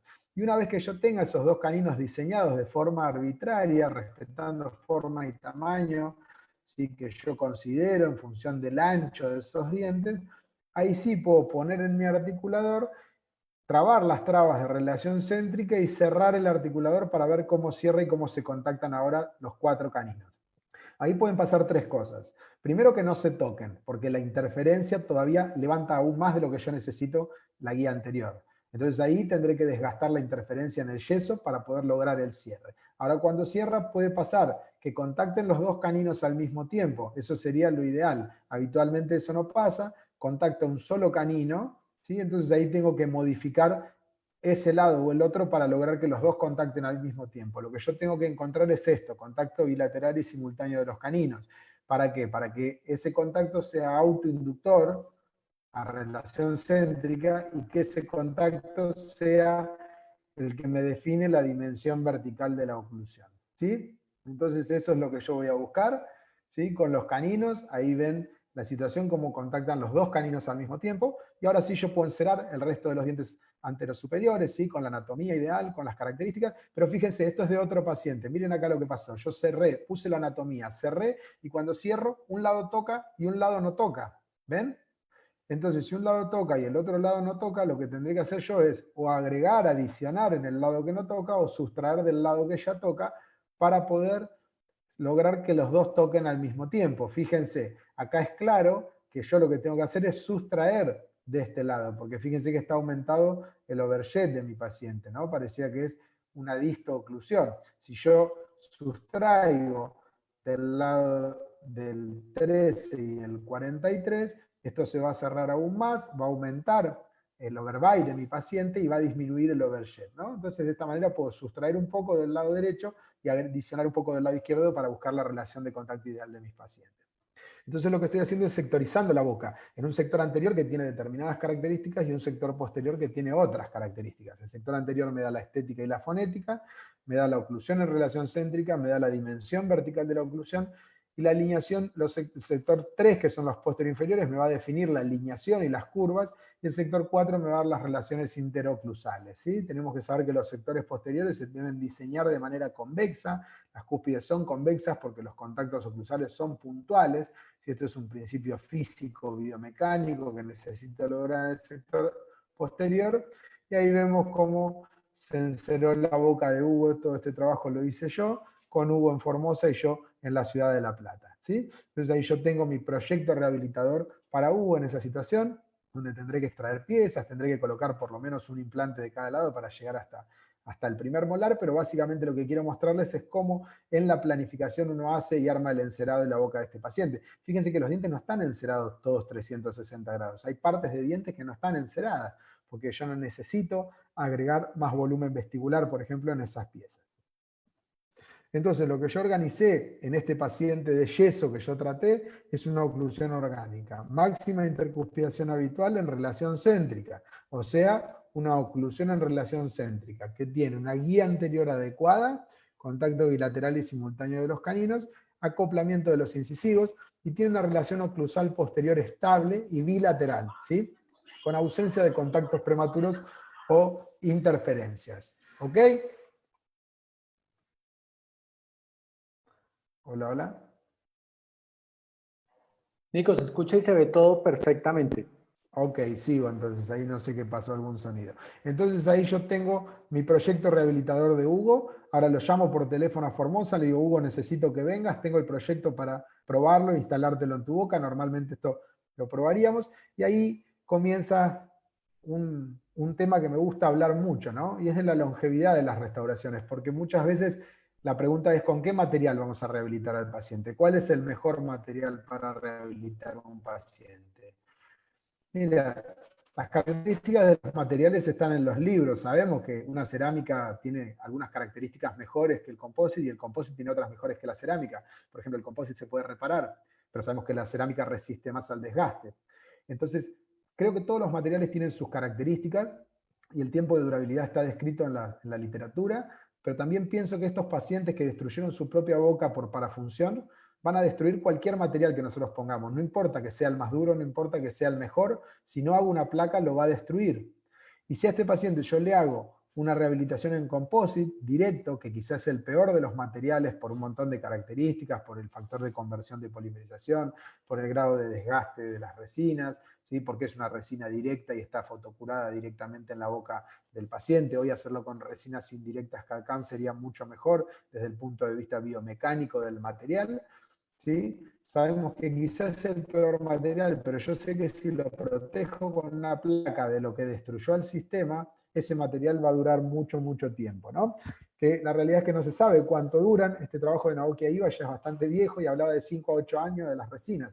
Sin embargo, hay estudios como el de McLaren, por ejemplo, que hablan del prototipo estético funcional adherido en composite, que ya están hablando de 12, 14 años de durabilidad en boca, ¿no? Entonces ahí uno ya empieza a pensar que los materiales cambiaron mucho y a mí no me gusta hablar de provisorios y definitivos por eso con los pacientes. Porque si se quiere, miren, una corona de porcelana dura 15 años, podrá durar más. Bueno, es un provisorio de 15 años. O sea, lo que era provisorio antes, que era el provisorio de acrílico de autocurado, hoy es una resina, por ejemplo, y hoy una resina dura muchísimo más tiempo. Entonces, no me gusta hablar, porque todos los materiales son provisorios en la boca, de más o de menos tiempo, pero no me gusta hablar en provisorios y definitivos para el paciente, porque ni los definitivos son definitivos, ni un provisorio que dura tantos años es un provisorio, ¿no? Cuando le hablamos de provisorio al paciente, piensa que es algo que va a estar unos meses en la boca y hay que sacarlo, ¿no? Entonces ahí es donde hablamos del prototipo estético funcional adherido de McLaren, ¿no? Donde él especifica y habla de muchas cosas, este prototipo, ¿sí? Funcional adherido, maqueta o provisorio de larga duración, él lo presenta como una posibilidad para confeccionar 14 dientes de compósito en una hora. Obviamente que él es rehabilitador y la mayoría de sus casos él tiene en mente terminarlos en cerámica, por eso lo transfiere de manera directa, quizás sin aislamiento absoluto, porque lo habla en su publicación. También quizás no hace falta separar los dientes. Yo ahí tengo que definir con qué material voy a rehabilitar a mi paciente, porque si el paciente elige rehabilitarse en cerámica, y sí, yo lo hago con bisacril, todo ferulizado y con aislamiento relativo, porque sé que pronto voy a tallar esos dientes para cambiar por cerámica. Ahora, si el paciente no tiene posibilidad de pagar la rehabilitación en cerámica y lo quiero rehabilitar con composite, yo ahí tendré que dividir, separar los dientes uno por uno, transferirlos de manera intercalar, hacerlo con aislamiento absoluto, con grabado total, con todo el control de la técnica para hacer que esa rehabilitación dure el mayor tiempo posible, ¿no? Entonces, necesito definir el material. Él dice es un tratamiento conservador, casi irreversible porque hay que grabar los dientes para adherirnos, es rápido y es de bajo costo, idealmente 100% aditivo, aunque a veces es necesario hacer ameloplastía, algún diente que está un poquito desaliñado. ¿Sí? Se puede realizar sobre restauraciones anteriores de resina y porcelana siempre y cuando estén bien. Esto es muy útil y lo hago. Muchas veces recibimos pacientes para rehabilitaciones de aumento de dimensión vertical que tienen 1 o 2 implantes colocados que están en buen estado y tienen su corona de porcelana. Y esa corona de porcelana, ¿sí?, es un sistema que yo no trabajo, como puede ser Vicon, como puede ser Nobel, como sistemas que no existen en la Argentina. Para mí tener que sacar esa corona y hacerla íntegramente nuevamente, ¿sí?, sería un dolor de cabeza porque necesito conseguir todos los aditamentos. Bueno, lo que me dice la publicación de Edward McLaren es que yo puedo adherir una carilla de cerámica sobre la porcelana o hasta inclusive resina directa o resina indirecta también, puedo adherirme sobre esa restauración antigua siempre y cuando esté en buenas condiciones. Es una solución estética de mediano término, llama él, ¿no? Entonces, él dice, ¿qué es lo que pretende un paciente del tratamiento? Que sea estético, o sea, que quede lindo, perfecto, que sea rápido. Eso muchas veces en rehabilitación no se lo podemos dar porque trabajamos por sectores y es mucho tiempo y muchas sesiones muy largas. Que sea de bajo costo. Y eso tampoco podemos dárselo porque sabemos que la odontología de calidad es costosa, los buenos laboratorios, los buenos materiales aumentan los costos del tratamiento. Entonces eso se torna inalcanzable para muchas personas. El paciente obviamente quiere que sea indoloro, eso sí lo podemos controlar, ¿sí? Y que sea permanente. O sea, no quiere que sea permanente, quiere que sea para siempre, lo cual no lo podemos lograr. Sí que dure el mayor tiempo posible y eso dependerá de cuánto lo vamos a proteger. Ahora, el artículo de McLaren dice que el prototipo estético funcional adherido permite al odontólogo brindar una odontología completa en los términos del paciente. ¿Por qué una odontología completa? Porque el paciente ya está rehabilitado. No importa que sean resina flow inyectada. El paciente está rehabilitado. El tema es cuánto va a durar y cómo se va a deteriorar en el tiempo ese material. Por eso dice, la durabilidad dependerá de la técnica y de los materiales empleados para hacer la transferencia. ¿Sí? Él habla de rehabilitación conservadora, rentable y de largo plazo, ¿sí?, previa a la cerámica para rehabilitar por sectores. Es muy útil para proponerle a un paciente armar la boca en resina e ir cambiando por sectores a cerámica para que el paciente pueda acceder a una rehabilitación total, porque si uno sabe que le pasa un presupuesto de toda la boca, se hace realmente inalcanzable para muchos de los pacientes. Y que no hay que hablarle de provisorios, sino de prototipo transitorio, intermedio, adherido, estético y funcional. El paciente piensa en un provisorio, es algo que se pone y hay que sacarlo pronto. Si uno le dice provisorio, ¿cómo va a estar 1, 2, 3, 5 años con algo que sería provisorio en el léxico del profesional, ¿no? Entonces ahí lo que yo voy a hacer es tomar impresiones para tener mis modelos montados en articulador, voy a hacer un encerado, como ya vimos, voy a tomar llaves de transferencia, dependiendo las llaves del material y la técnica con la que vaya a transferir, y voy a tener que transferirlo, hacer ajustes y hacer un pulido de mi resina directa, ¿sí? La pregunta es, ¿cuánto tiempo va a permanecer en boca este prototipo? ¿Lo estoy poniendo para después cambiarlo por cerámica o lo estoy poniendo para dejarlo el mayor tiempo posible? Porque ahí es donde cambia la técnica. Esto es lo que habla McLaren, ¿sí?, de los tiempos. Fíjense que habla de hasta 5 años en boca, él, estos prototipos. Yo pienso que bien hechos pueden durar más, con aislamiento absoluto y bien pulido, y con mantenimiento sobre todo, y con una placa orgánica pueden durar mucho más tiempo. Pero de ahí van a salir las técnicas y los materiales que yo voy a elegir para transferir, ¿sí? Él utiliza esta resina Rebel de visco, ¿sí?, bisacrílica. Si es poco tiempo va a ser con un grabado puntual, si es de mayor tiempo va a ser con un grabado moderado, y si es hasta 5 años, un grabado total, ¿no? Y obviamente él elige resina bisacrílica si es poco tiempo, puede ser resina compuesta en un intermedio y resina compuesta de tipo bulk, ¿sí?, si va a estar mucho más tiempo, ¿no? Él la investigación y la publicación la hizo con este producto, con este material.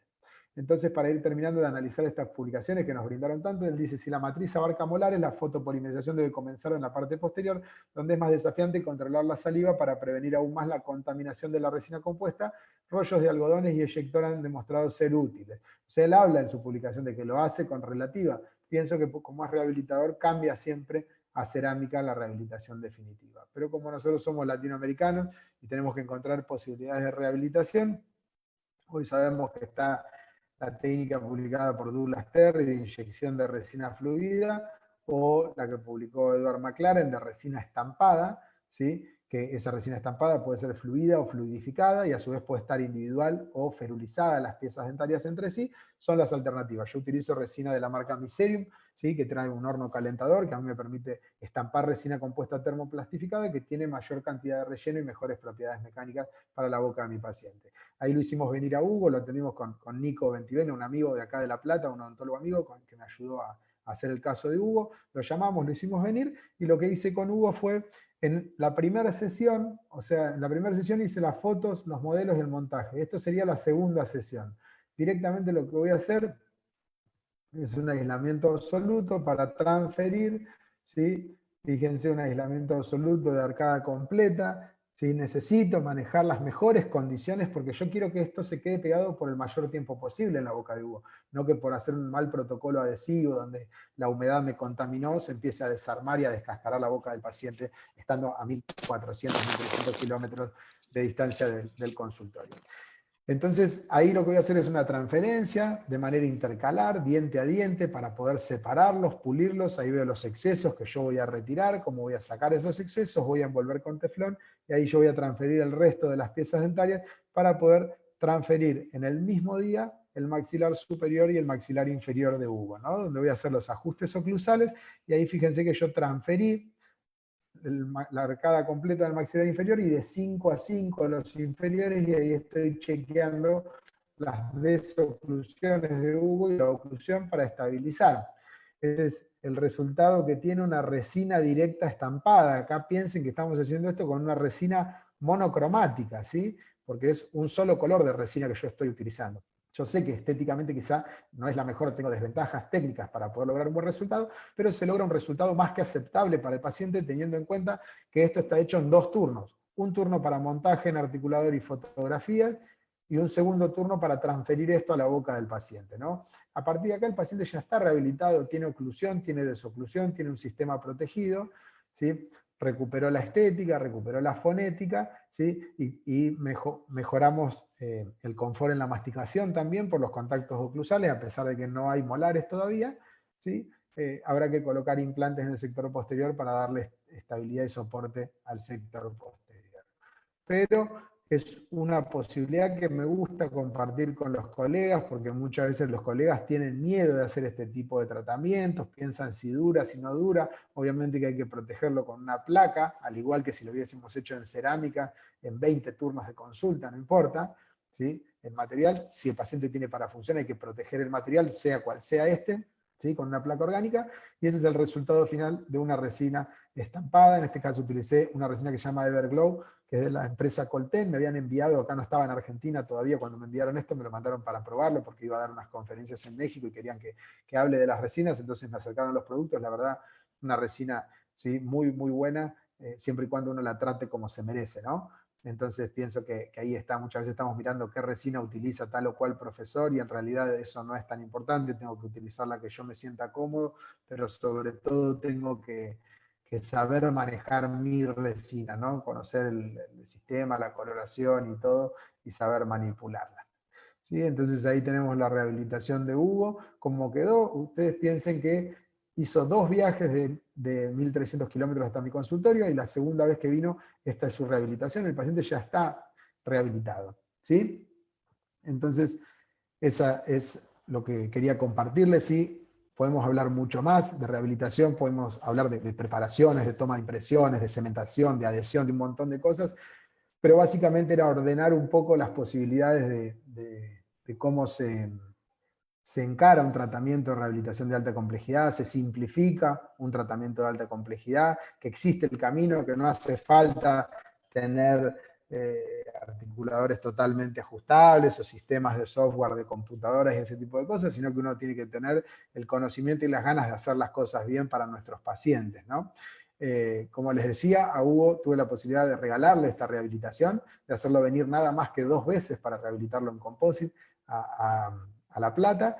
Y para terminar mi conferencia y ya pasar a la parte de preguntas, quiero mostrarles un video que es de la zona donde vive Hugo, de los trabajos que nosotros realizamos durante 10 años con comunidades aborígenes, para que ustedes se pongan en situación, ¿no? De dónde es Hugo, de dónde viene, cuál es su idiosincrasia, cuáles son sus posibilidades.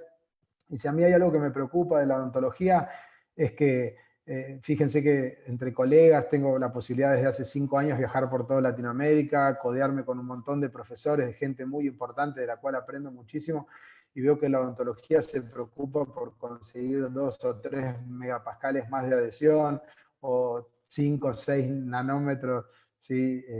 O mejor resistencia, megapascales de resistencia mecánica en un material o el otro, está viendo lo más finito del tema, sin ver que por ahí lo que tenemos es la mayor de la población fuera del alcance de una rehabilitación. Entonces, con esta clase lo que a mí me gusta es que todos los colegas, sobre todo los más jóvenes por ahí, y los más grandes que están acostumbrados a hacer una odontología rehabilitadora más invasiva, menos adhesiva, vean que hoy los materiales y las técnicas nos permiten hacer cosas rápidas, cosas simples, sencillas, donde después le va a dar tiempo al paciente, y que el paciente tenga tiempo. Ustedes imaginen que toda la gente que va a nuestro consultorio recibe un presupuesto, dice qué caro que es la odontología. Sin embargo, después va y compra electrodomésticos, televisores, de precios exorbitantes. ¿Y eso por qué? Porque le dan formas de pago, y muchas veces el odontólogo no sabe cómo dar formas de pago, cómo proponer una rehabilitación. Eso es otro curso aparte, ¿no? Enseñar a vender este tipo de tratamiento. Porque uno, por un lado, tiene que aprender a hacerlo, pero por otro lado tiene que saber proponerlo al paciente y convencer al paciente de que es el mejor camino, de que necesitamos que hacer este trabajo. Entonces, esta es la rehabilitación que le regalamos a Hugo, y me siento muy contento de haber podido ayudarlo a él, porque es una de esas personas que gratifica, ¿no? Y que nuestra profesión nos da la posibilidad de regalar con un tratamiento, y a mí me gustó mucho haber podido ayudarlo a él. Así que les muestro este videito y ya después, si quieren, pasamos a las preguntas. Vos me decís, Hugo, si sale bien el sonido.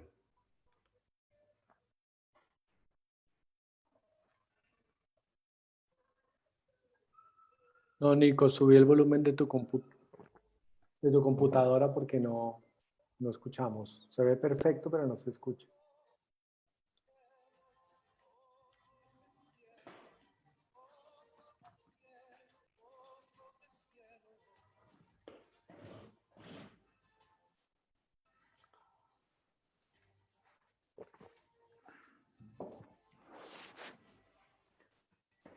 Si yo me olvidara ¿Se de escucha? lo verdadero. Bueno, cántanos si mejor para saber qué es la canción.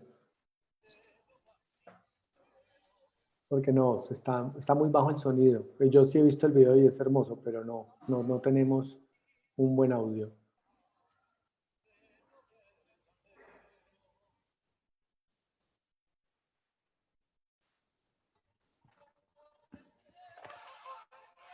No me abandones en pleno. Ojo. Se escuchó mejor ahí cuando te moviste los... Recuerde que tiene la salida de audio por los audífonos. Si la pone Ah, por los tienes parlantes, la se puede salida de escuchar audio, mejor. sí.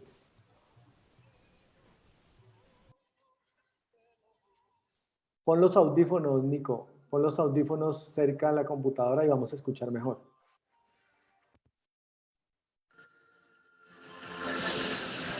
Perfecto.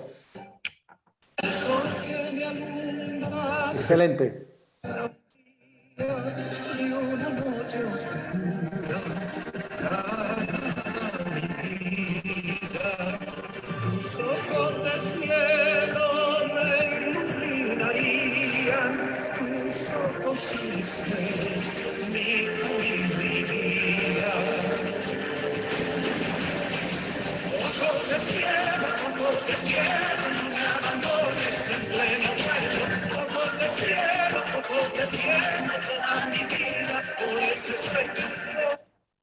Ahí estamos, hermano. Bueno, Nico, a mí no me queda más que agradecerte. Voy a leer unos saludos. Si hay alguna pregunta a través de Instagram o Facebook, que nos lo hagan saber. Adriana Coronado, Nico, demasiado agradecida por compartir tus conocimientos. Ezequiel Leandro, Nico, excelente como siempre. Pablo, genial, Nicolás, tremenda clase. Fabián Bernal, un crack, eres un crack. José Simancas, siempre es un placer escucharte, Nico, sos un maestro, gracias. Fabián Bernal, gracias, Edson. Es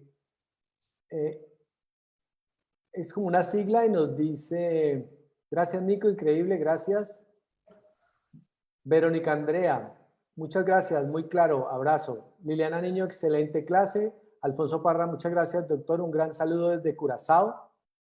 Bren Lanza, eres un profe que inspira. Gracias, Nico. Siempre es un gusto escucharte y seguir aprendiendo. Lucero Aguirre, muchas gracias, doctor Caviglia. Saludos desde Lima, Perú. Un fuerte abrazo virtual. Pedro Castillo, doctor, excelente exposición. Una pregunta. Al devolver anatomía preortodoncia, ¿qué debería hacer si genera un contacto prematuro con la consecuente sintomatología dolorosa? Muy buena pregunta. Mira, ahí está diciendo dos cosas. Una, si los dientes están desalineados y devolvemos la forma y el tamaño de los dientes, probablemente aparezcan contactos prematuros, ¿sí? Interferencias que no son confortables para el paciente. Pero lo que hacemos es transferir la anatomía e instalar la ortodoncia inmediatamente, el mismo día, porque tú sabes que a partir de ese momento los dientes se empiezan a mover, ¿no? Entonces, una interferencia que uno puede dejar ese día, ya al otro día o a los 2 o 3 días va a ir cambiando constantemente porque los dientes se están moviendo. Entonces, de esa manera, ¿sí? Es muy raro que aparezca sintomatología dolorosa en una interferencia. Mira, cuando un ortodoncista tiene un paciente con mordida profunda, ¿no? Y quiere pegar los brackets del sector anterior-inferior, necesita hacer topes posteriores para levantar la dimensión vertical, con 2 interferencias posteriores para que no haya contacto anterior, ¿sí? Para liberar la zona donde va el bracket, porque si no el paciente cierra y saca el bracket. Y no por hacer esas interferencias transitorias, que son por un tiempo, hasta poder alinear los dientes, el paciente desarrolla sintomatología dolorosa. Entonces lo mismo pasaría cuando uno restituye la anatomía, uno devuelve la anatomía y la oclusión queda un desastre, ¿sí? Pero inmediatamente el ortodoncista comienza la alineación tridimensional de esas piezas que ahora tienen la forma adecuada. Nosotros antes hacíamos primero la ortodoncia y después devolvíamos. El tema es que el ortodoncista no tiene, ¿sí? No le puede sacar el jugo a la ortodoncia de esa manera. Si yo le devuelvo la anatomía previa a la alineación, el ortodoncista va a poder hacer un mejor tratamiento ortodóntico que me va a facilitar las cosas para después, cuando saque los brackets, poder hacer mi rehabilitación, ¿sí? Ya en otro material. Perfecto. ¿Sí? Aquí nos dice Nicolás Fabre, Grosso Nico, Julián Sibelli, uno dio saber que saliste de la Universidad Nacional de La Plata. Jennifer Santamaría, gracias por compartir tus conocimientos. Saludos desde Venezuela. Fabián, ¿cuánto tiempo dejas en boca el jig de Lucia? ¿Cuánto tiempo se utiliza para desprogramar? Si leemos los artículos, habla de 10 a 15 minutos, ¿sí? Yo pienso que lo importante acá es, una vez que uno hace ese jig, es pedirle al paciente que haga máxima frecuencia de contactos con mínimo esfuerzo en el contacto, ¿no? O sea, una repetición de contactos de esta manera, ¿sí? Sobre jig, sobre el plano inclinado, porque de esa manera el paciente borra su engrama neuromuscular donde tiene grabado su arco de cierre habitual y se va a desprogramar para generar un arco de cierre esqueletal, ¿no? De todas maneras, vos eso lo chequeás, porque al poner un papel de articular y pedirle al paciente que haga protrusiva y lateralidades, todos los movimientos confluyen en un punto, ¿no? Y si el paciente no confluye en un punto es porque no está yendo a relación céntrica, entonces necesita más tiempo de desprogramación. Eso es individual para cada paciente, pero entre 10 y 15 minutos con el jig es suficiente. Perfecto. Aquí nos dice... Ahí hay una pregunta que Pedro Castillo. Pedro Castillo nos pregunta, bueno, que le resolviste la duda. Y bueno, Carlos ahí nos estoy pregunta, leyendo la pregunta de Carlos. ¿cuándo ¿sí? colocamos el mockup y modificaciones por alguna razón en boca? ¿Cómo transferimos esa información Muy modificada al buena pregunta. articulador? Mira, esa paciente, por ejemplo, que yo diseñé, sector 1 y 2, canino a canino superior e inferior, pongo en boca y veo que no están del todo bien los contactos y por algún motivo tengo que hacer alguna pequeña sustracción o alguna pequeña adición a veces de composite. Y yo logro generar los dos contactos al mismo tiempo y estabilizo y sé que ahora sí esa posición con esta corrección es la adecuada. Lo que tengo que hacer es tomar una impresión del maxilar superior y una impresión del maxilar inferior y colocar un material de registro en el posterior porque ese contacto bilateral y simultáneo ya tiene el paciente en céntrica, con lo cual voy a hacer un nuevo montaje para definir los posteriores. Si yo modifico mi mockup, necesito tomar impresiones nuevamente de esa situación, ¿sí? Para hacer un nuevo montaje. Perfecto. Nos pregunta el doctor Pedro Castillo. Doctor, otra pregunta. ¿Cómo determina el plano oclusal posterior? El plano oclusal posterior. Mira, cuando hacemos el montaje con arco facial, nosotros vamos a determinar el montaje del plano oclusal de cómo está el paciente antes de ser tratado, ¿sí? A partir de ahí yo voy a definir el largo de los dientes anteros superiores cuando relaciono y defino dimensión vertical oclusal por estética. Y de ahí hacia atrás yo tengo la curva de Spee, que es la que a mí me marca cómo tengo que ir los topes cuspidios, cómo deben ir ascendiendo hacia el sector posterior de las cúspides vestibulares superiores, que son las estampadoras, ¿no? A partir de ahí yo puedo determinar la curva en un maxilar o en el otro, hacer una anatomía ideal y transferir esa anatomía al antagonista para ir a buscar los puntos de contacto. Perfecto. Nos preguntan acá el doctor Ahí, Pablo Mancuso. Sí. ¿Qué opinas opino de buscar la relación céntrica Sí. con TENS, evitando las contracturas que llevan a modificar la posición fisiológica del cóndila? Mira, hay que pensar, cuando uno quiere, siempre la oclusión habitual está por delante de la oclusión en relación céntrica, ¿no? Miren acá quiénes están. Acá llegaron. Ya llegaron, ya llegaron. Ahí. Acá están los dos aguantando que el padre termine. Sí. Entonces decía, la oclusión habitual siempre está por delante de la oclusión en relación céntrica. Entonces, de esa manera, ¿sí? Oclusión en relación céntrica siempre va a estar atrás de la oclusión habitual. Hay un único músculo que lleva la mandíbula hacia adelante, que genera la protrusiva, y es el pterigodeo externo. Y si sabemos que el TENS trabaja con parches, con estímulos eléctricos, que mandan un estímulo al músculo para relajarlo, los parches que yo puedo poner son el temporal, el bucinador, el macetero, los supraioideos, los infraioideos, los músculos que quiera, pero que sean superficiales. Ahora, ¿cómo el TENS relaja un pterigodeo externo que está a este nivel, pero en planos muy profundos? No hay forma de que un estímulo eléctrico relaje ese músculo. Por eso yo no uso ni confío el TENS para hacer un montaje, para planificar una rehabilitación, ¿sí? No digo que no sirva el TENS, sirve por ahí para otras cosas, pero nunca vi un profesor que me hable de rehabilitación y me muestre una rehabilitación donde comenzó su montaje de diagnóstico, donde hizo su planificación rehabilitadora con un registro tomado con TENS. Pienso que el TENS ayuda, ¿sí? Ayuda, pero no es 100% efectivo como un jig de Lucia, donde yo sí tengo el control de desprogramar al paciente y de registrar esa posición. ¿Sí? Sí, y que esa posición que tú haces la puedes repetir cuantas veces quieras. Es también muy podemos importante. sacar el jig, el paciente va al baño, vuelve, cuando uno pone el jig puede chequear que está cerrando y abriendo y cerrando en el punto que marcó del arco gótico, ¿no? Esa es la ventaja, que puede abrir para colocar un material de registro. Mira, pasaría lo mismo que con las lamillas de Long. Imagina que desprogramas con TENS, ¿sí? Y ahora va a abrir y va a colocar un material de registro para buscar el arco de cierre. Puede que cierre en céntrica, puede que no, también. Entonces, me parece poco exacto. Nunca vi profesores de rehabilitación que muestren rehabilitaciones hechas con eso. Por ejemplo, en Brasil se utiliza mucho el dispositivo de COIS, que es como un jig de Lucia, pero un plano horizontal en vez de que sea un plano inclinado, ¿no? De esa manera se desprograma también al paciente, pero demora muchísimo más tiempo el dispositivo de COIS, ¿sí? Perfecto. O sea, Nico, hay muchas formas que inducen a céntrica, y todas funcionan. Lo que digo es que uno tiene que tener una herramienta clínica práctica para poder utilizar en el consultorio todos los días, ¿no? Y que un montaje en articulador no me lleve 15 días, ¿no? El dispositivo de COIS se utiliza una semana puesto en la boca del paciente para desprogramarlo, para poder tomar un registro, ¿no? Entonces, a veces hay cosas que son muy difíciles de aplicar en la clínica real, ¿no? Ok. Nico, tenemos dos preguntas más aquí por resolver en Zoom y vamos a la pregunta de Instagram. Entonces dice acá, iPhone de Pablo, Nico, ¿en qué tipo de bruxismo se asocia la extrusión dentoalveolar o adelantamiento de la mandíbula y la posición dispersión por contacto anterior? Son varios temas, varios temas. El adelantamiento de la mandíbula se produce cuando se pierde dimensión vertical de la oclusión, el eje de rotación está acá atrás. Entonces la mandíbula no solo va hacia arriba y adelante, porque el eje de rotación está acá. Entonces se produce un adelantamiento, sumado a que un paciente bruxómano, ¿sí? Partamos de la base que el bruxismo es un hábito, ¿sí? Es un hábito para funcionar, un hábito que no se relaciona con la función del sistema.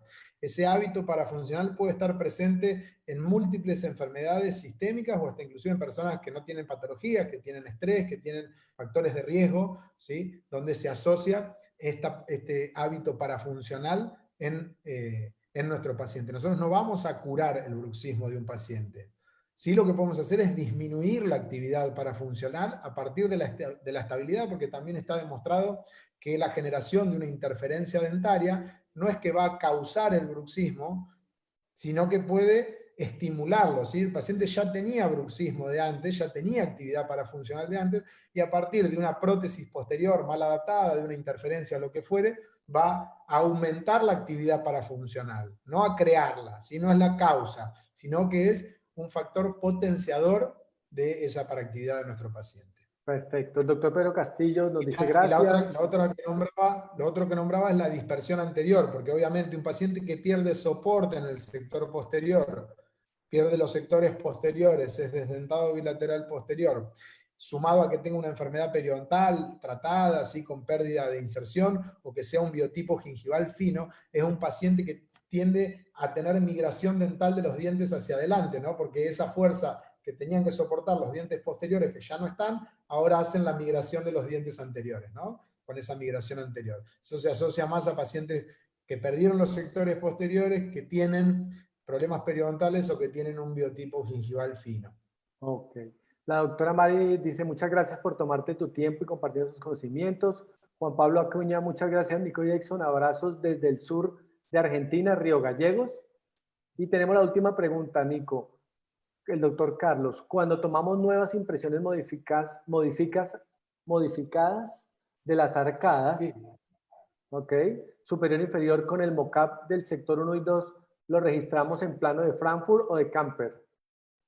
Claro, ahí yo le había dicho que si modificaba el mockup tenía que tomar nuevas impresiones y un nuevo registro intermaxilar. También hay que tomar un nuevo registro de arco facial, ¿sí? Para poder montar el modelo superior, que es el que, salvo que hayamos modificado solo el inferior, con lo cual yo podría hacer un nuevo modelo inferior y remontar solo el inferior. Pero si yo modifiqué el superior e inferior, tengo que tomar un nuevo registro de arco facial, ¿sí? Perfecto. Nico, la última del doctor Fabián para no dejar a nadie sin responder. Si llega un paciente clase 1 canino y lo llevaron a relación céntrica y queda en clase 2, ¿se hace primero ortodoncia? La necesidad de hacer ortodoncia no tiene que ver con la desalineación de las piezas dentarias. Ese paciente, la pregunta que yo me hago, ¿es una clase 2 esquelética o dentaria? Porque si es una clase 2 dentaria, obviamente vamos a hacer ortodoncia para mejorar la relación de ese canino que nos queda en clase 2 si estuviese en céntrica. Ahora, si es un paciente con una clase 2 esqueletal, va a haber que rehabilitarlo siendo clase 2 y no va a haber contacto bilateral y simultáneo de los caninos. Es una de las posibilidades de alterar el protocolo DATO, donde yo en el sector 2 no voy a hacer de canino a canino, sino voy a hacer de primer premolar a primer premolar, porque yo quiero encontrar el contacto del canino inferior con el superior, ¿no? Si es una clase 2, incorporo el primer premolar superior. Si es una clase 3, incorporo el primer premolar inferior cuando armo los sectores anteriores. Ok. Bueno, Nico, de Zoom te dan las gracias muchos amigos. Ahí hay una preguntita muy interesante, muy rápida de contestar. Mira, pregunta el espesor del jig de Lucia, ¿sí? La doctora Miriam, que creo que es de México, que ya tomó curso conmigo. Tiene que ser lo más fino posible el jig, donde no haya contacto dentario, para que los registros intermaxilares sean lo más finito posible. Piensa que después uno va a hacer un montaje y después va a sacar esos registros y el articulador tiene que cerrar. Entonces, cuanto más corto sea el viaje, sacando los registros, o sea, cuanto más finos los registros y el jig, mejor y más exacto es nuestro montaje. Ok. Nos hacen una pregunta aquí en el Instagram, profe. Nos dice, Juan, nos dice, ¿se podría hacer cirugía de modelos para quitar lo que vemos a extraer, lo que le vamos a extraer al paciente? Como lo hacen los maxilos, tal vez. Sí, eso es lo que decía. Cuando uno tiene los modelos montados en el articulador, uno está tratando a un paciente de yeso. Le va a aplicar tratamientos, sustracción, adición y corrección. Puede cortar, puede gastar, puede hacer lo que quiera y anotarlo en un papel. Tiene que saber que después va a tener que ir a hacer eso mismo a la boca del paciente, ¿no? Entonces, tenemos que tratar los modelos en el articulador, anotar el plan de tratamiento, cuál sería, qué voy a hacer en cada una de las piezas y después transferir eso a la boca del paciente.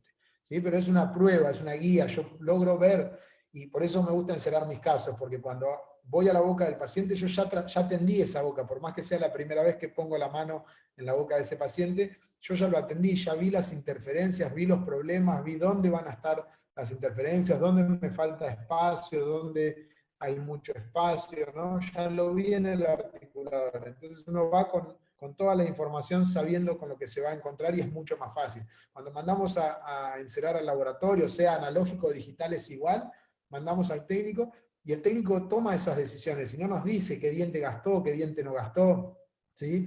Entonces ahí empiezan los problemas, después la llave de mockup no entra porque el laboratorio gastó algunas piezas para poder hacer el encerado y no nos avisó, y eso ya está, si yo quiero probar ese mockup, ya estoy en tratamiento de ese paciente, ¿no? Ya no estoy en una etapa de diagnóstico, entonces hay que tener cuidado con eso. Y hacer sus propios encerados es lo que más nos va a permitir tener la información del caso e ir sabiendo con lo que uno se va a encontrar, ¿no? Nico, quiero hacer aquí mención a una colega que está en República Dominicana, una colega, Carol Gallego, que quiero mandarle un abrazo muy especial y nos dice algo, dice, acabo de salir de quimioterapia y fue demasiado bueno poder sentarme y participar. Gracias, doctores, excelente conferencia, odontología con criterio y conciencia. Un abrazo y un beso de todo corazón de mi parte a Carol. He estado con ella en su proceso, es una mujer muy fuerte y desde aquí le mandamos todas las energías. Y qué bueno que Nico pudo estar ahí en este momento y créeme que todo lo que estamos haciendo con estas charlas y todos los invitados es para alegrarnos el día. Un beso para ti, Carol, allá en República Dominicana, ya pronto nos veremos. Y Nico, nos preguntan la última pregunta ya antes de que nos despidamos por Facebook, nos pregunta, ¿usa en todos los casos una punta en los dientes anteroinferiores para que marque la flecha que nos indica la relación céntrica? Bien, eso depende del contacto. Si vos haciendo solo el jig superior, tenés un contacto puntual del maxilar inferior, no hace falta hacer la púa, porque hacer una púa sería hacer un dispositivo más alto y tener un registro más alto. Y yo lo que quiero es el dispositivo más bajo y el registro más bajo que yo pueda tomar. Entonces, si yo puedo evitar hacer la púa porque tengo un contacto puntual de un diente inferior, probablemente no lo haga. El problema es que estos pacientes que voy a montar en articulador son pacientes que tienen facetas de desgaste, donde todos los dientes inferiores están planos y rasos al mismo lugar. Entonces van a tocar todos al mismo tiempo y no me va a marcar un arco gótico claro para poder leer, sino que cada uno de los contactos va a ser un pedacito de arco gótico y genera un diagrama que es más difícil de leer. Entonces haciendo un pequeño agregado, una puntita chiquitita con Composite Flow entre los dos incisivos centrales, ahí ya hay un contacto puntual y ahí se puede marcar, es más fácil de leer el registro, ¿no? Claro, cada caso nos lo dirá. Si lo puedo evitar, lo evitamos, ¿sí? Perfecto. Nico, pues nada, por favor, doctores, tanto en Facebook como en Instagram y aquí en Zoom, tienen ahí ustedes los datos del profesor Nicolás para cualquier duda, cualquier pregunta que tengan, la podemos resolver. Si tienen alguna pregunta adicional también a través de nuestras redes sociales, ahí está mi Instagram, @EdsonCortestriana, lo mismo mi Facebook. También pueden escribirnos a la cuenta de la empresa Arte Odontológico Bogotá en Facebook o @Arte Odontológico en Instagram. Y quiero invitarlos a participar en dos cosas antes de despedir al profesor Nicolás. El próximo miércoles vamos a estar a las 4 de la tarde con el doctor John Alexis Domínguez. Él es un colombiano que vive en Perú, es doctor en odontología restauradora de la Universidad Estatal de Ponta Grossa y nos va a hablar de restauraciones con opacificadores en dientes altamente pigmentados. Es un gran profesor que se formó muy bien en Brasil y ahora está viviendo en Perú. Entonces los invito el miércoles y quiero también invitarlos a todos porque a partir de este domingo vamos a estar con César. César es la persona que maneja toda la parte de mercadeo. Su cuenta de Instagram es @IqueCreativo y vamos a tener una nueva cuenta que se llama @Marketeando con Odontólogos, porque a partir del domingo vamos a tener todos los domingos una hora en la que vamos a hablar de marketing antes, durante y después de la pandemia. Es una idea de él y me invitó a participar para que estemos no hablando de dientes los domingos, sino hablando un poquito de mercadeo, de cómo se organizan las cosas. Entonces quiero invitarlos a todos. Ahí están todas nuestras redes. Gracias a todos los participantes. Un abrazo muy especial para todos los colegas de la República Argentina y de otros países que nos acompañaron hoy. Un abrazo gigante a Carol en República Dominicana. Y profe, lo dejo para que usted cierre la charla del día de hoy. Bueno, muchas gracias, Edson, porque a través de estas reuniones que tenemos en Zoom y todas las charlas que hemos tenido por videollamada, uno se mantiene entretenido, se mantiene ocupado, uno se olvida por un momento de la situación que estamos viviendo en el mundo. ¿Sí? Pienso que es un momento de reflexión, de pensamiento, de analizar y pensar qué es lo que está pasando, qué es lo que hacíamos antes de esta pandemia y cómo vamos a volver a trabajar, ¿no? Pienso que cada uno tiene que encontrar la mejor forma posible y que esto nos hace analizar un poco, ¿no?, los riesgos a los cuales uno estaba sometido con los tratamientos que hacían, y en muchos lugares, no es mi caso porque no trabajo por prepagas y obras sociales, pero en mi país y en mi ciudad particularmente se trabaja mucho por esos sistemas, y hoy acá hay una disyuntiva grande, que es que por un lado el gobierno y el Estado autorizó a los dentistas a volver a trabajar, por otro lado está el tema de lo económico, de que se requiere muchísima bioseguridad, que son altos costos también, y que eso los doctores que atienden por obra social y por prepaga no tienen quien lo cubra eso, entonces ahí está la disyuntiva de problemática. Pienso que son dos problemas separados. Uno es el tema de bioseguridad, de conseguir los insumos, de poder tener las cosas para protegernos, y por otro lado está el tema de lo económico, de ver quién va a amortizar ese gasto, porque obviamente no tiene que ser el dentista, tendrá que ser el paciente, su obra social o su prepaga, ¿sí?, para los que trabajan por convenios, pero pienso que es un momento de revalorizar la profesión, ¿no?, de revalorizar nuestro tiempo, nuestro riesgo, ¿sí?, las cosas que enfrentamos, porque acá en Argentina el odontólogo no es como en Europa. Acá nos asocian más a los peluqueros que a los profesionales de la salud. Es una tristeza eso, ¿sí? Porque cuando alguien tiene un dolor de muela quiere un buen doctor siempre. Entonces, me parece que ahí es donde está el cambio, donde tenemos que aprovechar esta situación para replantear, para pensar en muchas cosas, ¿no?, que van a cambiar, pienso. La gente, por ejemplo, dice, bueno, ¿cuándo se va a levantar la cuarentena y esto vuelve a la normalidad? Pienso que si la normalidad era el sistema que teníamos hasta antes de la pandemia, ese sistema no vuelve más, No vuelve. porque va a haber cambios que quedan para siempre en nuestra profesión.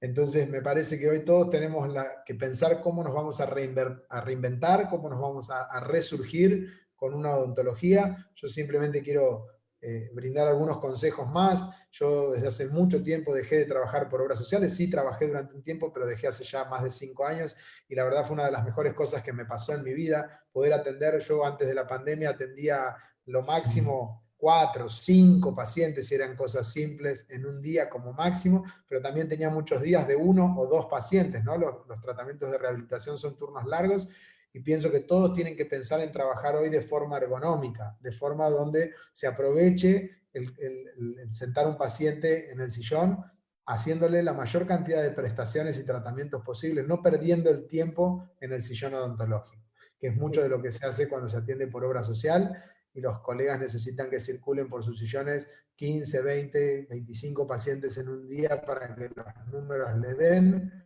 ¿sí?, que no tengan miedo de dejar las obras sociales, que no tengan miedo de cobrar lo que corresponden, y que se ocupen de estudiar y de invertir para hacer siempre el mejor tratamiento que esté en el alcance de sus manos, ¿sí? Nico, muchas gracias, amigo. Seguimos en contacto. Un abrazo para todos. Fue una excelente charla y te voy a comprometer, porque yo sé que tienes muchas cosas de qué hablarnos, entonces te extiendo la invitación para que nos acompañes la próxima semana con otro tema, si me la aceptas. Perfecto, hermano. Ahí Gracias, buscamos amigo. un tema y estamos hablando de eso. Vale, un abrazo para ti, saludos a Lucre, a los bebés, abrazo a todos los amigos de todos los sitios que nos acompañaron hoy. Buena tarde para Gracias todos. Gracias, a Nico. todos por acompañarnos. Gracias. Chao, chao. Gracias.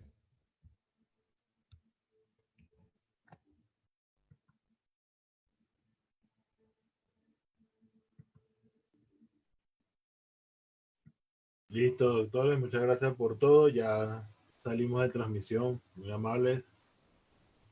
Gracias, César. Gracias a todos y feliz tarde. Nos vemos el miércoles 4 de la tarde. Listo, gracias, feliz día a todos.